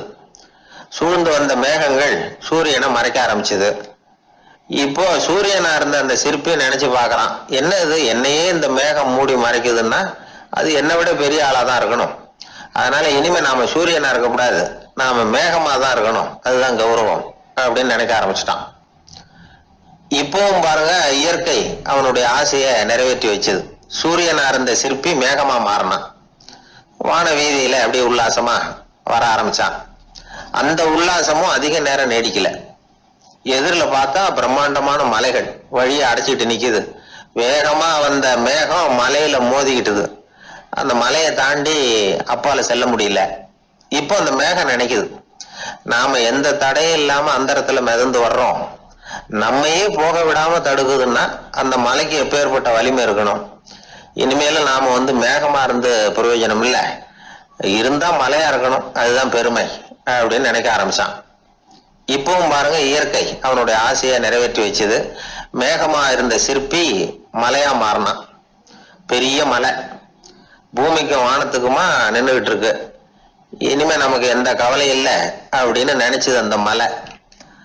இப்படி நினைச்சுக்கிட்டு இருந்த வேளையில அந்த மலையோட காலடியில அடிவாரத்துல ஏதோ சத்தம் கேட்டது. என்ன சத்தம் இது அப்படின்னு சொல்லி அந்த மலை மெதுவா குனிஞ்சு பார்த்துதான். பார்த்தா அங்க ஒரு மனுஷன் தன்னுடைய கையில உளிய வச்சுக்கிட்டு மலையை கொத்திக்கிட்டு இருக்கிறான். ஏதோ ஒரு சிற்பத்தை வடிக்கிறதுக்காக அவன் முயற்சி பண்ணிட்டு இருக்கிறான். இப்போ அந்த மலை நினைச்சுதான், மலையையே ஒருத்தன் உடைக்கிறான்னா அவன் எப்பேற்பட்ட வலிமை உள்ளவனா இருக்கணும். இனிமேலும் மலையா இருந்து பிரயோஜனம் இல்லை, மனுஷனா மாறணும், அதுதான் சரி அப்படின்னு நினைச்சுதான். அந்த வினாடியே அந்த மலை ஒரு மனுஷனா மாறிச்சு. அவன் கையில ஒரு உளி, பழையபடியே ஒரு கருங்கல் பாறையை கொத்த ஆரம்பிச்சான். அந்த ஆள் பழைய நிலைமைக்கு வந்துட்டான். இந்த கதையிலிருந்து நாம தெரிஞ்சுக்க வேண்டியது என்னன்னா, தன்னுடைய உண்மையான பலம் என்னங்கிறது தெரியாமலே தாவி தாவி தடுமாறிக்கிட்டு இருக்கிறான் மனுஷன் அப்படிங்கிறது தான். இனிமேலாவது அதை புரிஞ்சுக்கணும். புரிஞ்சுக்கிட்டு புறப்படணும் வாழ்க்கையில வெற்றி பெறறதுக்கு. ஒரு குடும்ப தலைவருக்கு விபரீதமா ஒரு ஆசை வந்துதான். அதாவது ஒரு நாள் பூராவும் புடவை கட்டிக்கிட்டு மனைவி செய்கிற வீட்டு வேலைகள், சமையல் வேலைகள் எல்லாத்தையும் தானே செய்யணும். மனைவிக்கு ஆண் வேஷம் போட்டு ஆபீஸுக்கு அனுப்பி வச்சிடணும் அப்படின்னு ஆசைப்பட்டான். இதுதான் அந்த ஆசை. அதே மாதிரி செஞ்சான். பெண் வேஷத்துல சமையல் பண்ணிட்டு இருந்தான். இருட்டி விட்டுது. இந்த சமயத்துல வாசல் கதவு தட்டப்படுற சத்தம் கேட்டுது. ஓடி போய் திறந்தான். பக்கத்து வீட்டம்மா கிடுகிடுன்னு உள்ள வந்துட்டாங்க, காப்பி பொடியோ ஏதோ வாங்கறதுக்கு. இவன் பயந்து போய், கமலாம்மா, நான் சுசீலா இல்ல, சுசீலாவோட புருஷன், பெண் வேஷத்துல இருக்கிறேன், சும்மா ஒரு சேஞ்சுக்காக அப்படின்னா. உடனே அந்த அம்மா கிட்ட பயப்படாத, நானும் கமலா இல்ல, கமலாவோட புருஷன், இதுவும் சும்மா ஒரு சேஞ்சுக்காகத்தான் அப்படின்னு. இப்படி வாழ்க்கைய விபரீதமா நினைச்சுக்கிட்டு வேற வேற கற்பனைகள்ல வீணாக்கிக்கிட்டு இருக்கிறவங்க தான் ரொம்ப அதிகம். நாம அதுவா மாறணும்னு நினைக்கிறது தப்பு. நாம இருக்கணும் அப்படின்னு நினைக்கிறது தான் உண்மை, அதுதான் சரி. அந்த சிற்பி என்னென்னோ கற்பனை பண்ணி கடைசியில மறுபடியும் சிற்பியாகவே வந்து சேர்ந்தான் பாருங்க. அதனால நம்முடைய உண்மையான பலம் என்ன அப்படிங்கிறத தெரிஞ்சுக்கிட்டு நடந்துகிட்டோம்னா வாழ்க்கையில எப்பொழுதும் வெற்றி நிச்சயம். பிரம்மத்தை அறிந்தவன் பிரம்மமாகிறான் அப்படின்னு ஒரு பெரியவர் பேசினார் ஒரு கோவில்ல. தைத்திரிய உபனிஷத்து அப்படி சொல்லுதான். இதை கேட்கும் பொழுது நமக்கு ஒரு சந்தேகம் வரும். அது எப்படி? பிரம்மத்தை அறிந்தவன் பிரம்மம் ஆகிறான்னா சிங்கத்தை அறிந்தவன் சிங்கம் ஆகிறானா, தோசையை அறிந்தவன் தோசை ஆகிறானா? இப்படிப்பட்ட சந்தேகம் நமக்கு வர்றதுல ஒன்றும் ஆச்சரியம் இல்லை, இது இயற்கை.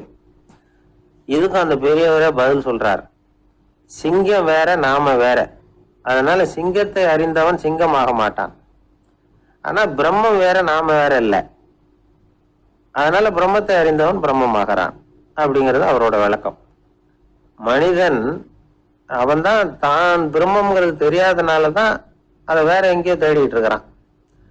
கடைசியில அது தான் தாங்கிறது புரிஞ்சுக்கிற பொழுது அவன் பிரம்மம் ஆயிடுறான். இதை விளக்கறதுக்கு ஒரு உபநிஷத்து கதையே இருக்கு. நமக்கு தெரிஞ்ச கதை தான், ஆனால் அதை வேற விதமான அர்த்தத்துல விளையாட்டா சொல்லிட்டு இருக்கிறோம். ஒரு சமயம் ஒரு 10 நண்பர்கள் ஒரு காட்டு வழியா போயிட்டு இருக்கிறாங்க. குறுக்க ஒரு நதி, அதை கடந்து அடுத்த பக்கம் போகணும். எல்லாரும் ஒரு வழியா கடந்து அடுத்த கரைக்கு போய் சேர்ந்துட்டாங்க. அங்க போய் சேர்ந்ததுக்கு அப்புறம் எல்லாரும் பத்திரமா வந்து சேர்ந்துட்டோமா அப்படின்னு தெரிஞ்சுக்கிறதுக்காக எண்ணி பார்க்கறான் அந்த கூட்டத்து தலைவன். அவங்க மொத்தம் 10 பேர். ஆனா அவன் எண்ணி பார்க்கறப்போ 9 தான் வருது. ஏன்னா அவன் தன்னை விட்டுட்டான். எதிரில் நிக்கிறவங்கள மட்டுமே எண்றான். ஐயோ 10வது ஆள் எங்கேங்கிறான், பதறான். சரி நீ இரு, நான் எண்ணி பார்க்கறேன்னு சொல்லிவிட்டு இன்னொருத்தன் வந்து என்றான். அவனும் தன்னை விட்டுட்டு என்றான். 9 தான் வருது. எல்லாரும் கொய்ய முருகன்னு கத்த ஆரம்பிச்சிட்டாங்க. அந்த சமயத்துல ஒரு பெரியவர் அந்த பக்கமா வர்றாரு. என்ன விஷயம்னு விசாரிக்கிறார். 10வது ஆள் 6 அடிச்சுட்டு போட்டுது அப்படின்னு சொல்லி இவங்க அழறாங்க. சரி அழாதீங்க அப்படின்னு சொல்லி அந்த தலைவனை பார்த்து இப்படி வாங்குறார். வர்றான். இப்ப எனக்கு முன்னாடி ஒரு தரம் எண்ணு பார்க்கலாம்ங்கிறார். 1 2 3ன்னு ஆரம்பிச்சு 9ல வந்து முடிக்கிறான். உடனே பெரியவர் நீ தான் அந்த 10வது ஆள் அப்படிங்கிறார். இது உண்மை. நாம தான் அது. நாம தான் நம்மளை வேற எங்கேயோ தேடிட்டு இருக்கிறோம். நாம எங்கேயோ தேடிட்டு இருக்கிறோமே, அந்த பிரம்மம் நாம தான். இப்படி ஒரு பெரிய உண்மையை விளக்கறதுக்காக தான் அப்படி ஒரு கதை சொல்லப்பட்டது. ஆனா அதை வந்து நாம வேற விதமா வேடிக்கையா உபயோகப்படுத்திக்கிட்டு இருக்கிறோம். எப்படி தெரியுமா? ஒரு ஆத்தங்கரையில ஒரு 10 பேர் மூழ்கிக்கிட்டே நின்றுட்டு இருந்தாங்களாம். அந்த பக்கமா வந்த ஒருத்தன் ஏன் இப்படி மூழ்கிக்கிட்டு நிக்கிறீங்கன்னு கேட்டிருக்கிறான். எங்களுக்கு நீச்சல் தெரியாது, நாங்கெல்லாம் அடுத்த கரைக்கு போய் சேரணும் அப்படின்னாங்களாம். சரி நாங்க விட்டுட்டு போய் விடுறேன். எல்லாரும் அக்கறைக்கு போய் சேர்ந்த உடனே ஆளுக்கு ₹1 வீதமா மொத்தம் ₹10 எனக்கு கொடுக்கணும் அப்படின்னு இருக்கான் இவன். சரின்னு ஒத்துக்கிட்டாங்க. இவன் ஒவ்வொருத்தரா கையை பிடிச்சி மெதுவா ஆத்துல இறக்கி அழைச்சிட்டு போயிட்டான்.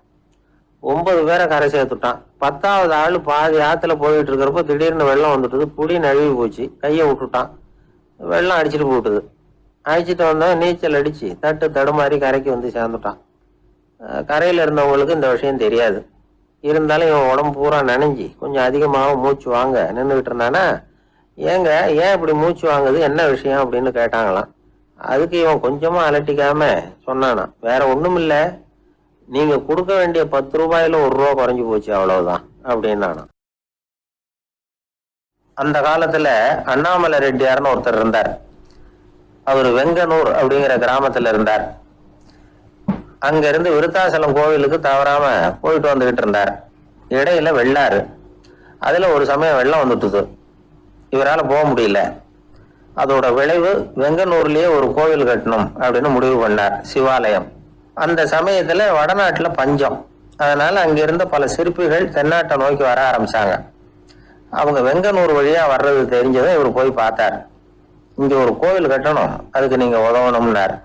பஞ்ச காலத்துல இப்படி ஒரு வாய்ப்பு கிடைச்சதுல அவங்களுக்கும் ரொம்ப மகிழ்ச்சி. உற்சாகத்தோட ஒத்துக்கிட்டாங்க. ஆலய திருப்பணி ஆரம்பமாச்சு.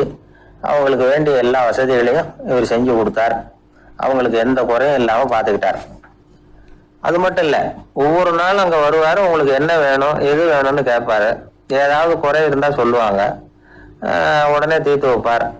இவரும் கேட்பாரு, எந்த குறையா இருந்தாலும் என்கிட்ட சொல்லுங்க அப்படின்னு சொல்லுவார். அதை தவிர இவராகவே கவனிச்சும் அவங்களுக்கு என்னென்ன தேவைங்கிறத கண்டுபிடிச்சு அதையெல்லாம் வந்து கொடுத்துக்கிட்டு இருப்பார். என்ன தேவைன்னாலும் அதை நிறைவேற்றி வச்சிருவார். அந்த சிற்பிகளின் தலைவன் ஒருத்தன், அந்த ஆளுக்கு வெத்தலை பாக்கு போடுறது பழக்கம்.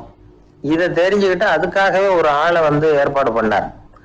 வேணுங்கிற போலாம் நீ வந்து வெத்தலை சீவல் மடிச்சு கொடுக்க வேண்டியது உன் வேலை அப்படின்னு ஒருத்தனை ஏற்பாடு பண்ணிட்டார். இப்படி எல்லாம் செஞ்சதும் அவங்களுக்கும் ரொம்ப உற்சாகம். ரொம்ப பொறுப்பா சிற்ப வேலைகளை செஞ்சுக்கிட்டு இருக்கிறாங்க. ஒரு நாள் என்னாச்சு தெரியுமா? அந்த சிற்பிகளின் தலைவன் ரொம்ப நுணுக்கமா ஒரு வேலையை செஞ்சுக்கிட்டு இருக்கிறான். சாரம் போட்டு அது மேல படுத்துக்கிட்டு அண்ணாந்து பார்த்து உச்சியில நுணுக்கமான சிற்பங்களை உருவாக்கிக்கிட்டு இருக்கான். சிற்பியின் கவனம் செதறப்படாதுங்கிறதுனால இவரு மெதுவா சத்தம் போடாம கிட்ட போய் நின்று அதை கவனிச்சுக்கிட்டு இருக்கிறார். அந்த சிற்பி வழக்கம் போல வெத்தலை பாக்குக்காக இடது கையை கீழே நீட்டினான். அந்த சமயம் பார்த்து அவருக்கு தாம்பூலம் கொடுக்கறவன் அங்க இல்லை, எங்கேயோ போயிருக்கிறான். அண்ணாமலை ரெட்டியார் என்ன பண்ணாரு தெரியுமா?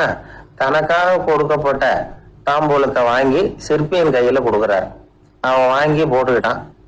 இது என்ன இன்னைக்கு வெத்தலை சீவல் வேற மாதிரி இருக்குது, வாசனை தாம்பூலமா இருக்குது அப்படின்னு யோசனை பண்ணிட்டு கீழே திரும்பி பார்க்கிறார். பார்த்தா ரெட்டியார் மறுபடியும் சிற்பி கை நீட்டும் பொழுது கொடுக்கறதுக்காக தாம்பூலத்தை மடிச்சு வாங்கி வச்சுக்கிட்டு தயாரா நிக்கிறார். சிற்பிக்கு அதிர்ச்சி. உடனே பொத்துன்னு கீழே குதிச்சான். ஐயா, என்ன இது நீங்களா அப்படின்னா. இவர் சொன்னார், நான் ஒன்றும் தப்பு பண்ணலையே, உன்னுடைய கை புண்ணியம் செஞ்ச கை, கோயில் கட்டுற கை, அந்த கைக்கு தாம்பூலம் கொடுக்கறதுல என்ன தப்பு அப்படின்னாராம். ஏற்கனவே பஞ்சத்தில் அடிபட்டு வந்த எங்களை நீங்க ஆதரிச்சதே பெரிய விஷயம். இந்த செயல் என்ன ஒரு பெரிய கடனாளி ஆகிவிட்டது. ஐயா, எங்களுக்கு உணவு உடை இதை மட்டும் நீங்க கொடுத்தா போதும், ஊதியம்னு எதுவும் வாங்க மாட்டோம் அப்படின்னு அந்த சிற்பி. எவ்வளவோ வற்புறுத்தியும் எதுவும் வாங்கிக்கலையா. இந்த செய்தியை தமிழ் தாத்தா டாக்டர் ஊவேசா சொல்லியிருக்கிறார். அந்த காலத்துல எப்படிப்பட்டவங்க எல்லாம் வாழ்ந்திருக்கிறாங்க பாருங்க. இந்த காலத்துல ஒருத்தர் கோவில் கட்டினார், வேலை செய்யற எல்லாருக்கும் சாப்பாடு போடுவார். சிற்ப வேலை செஞ்சுட்டு சாப்பிட வர்ற ஒவ்வொருத்தர் கையையும் அன்பா பிடிச்சு முத்தம் கொடுத்து உள்ள அனுப்புவார். அந்த கைகளுக்கு நீங்க கொடுக்குற மரியாதையாது அப்படின்னு கேட்டாங்க. அடா, அது இல்லைங்க, ஏற்கனவே முதல் பந்தியில சாப்பிட வந்தவன் மறுபடியும் வர்றானான்னு கண்டுபிடிக்கிறதுக்காக கையை பிடிச்சி மோந்து பாக்குறேன் அப்படின்னாராம் அவர்.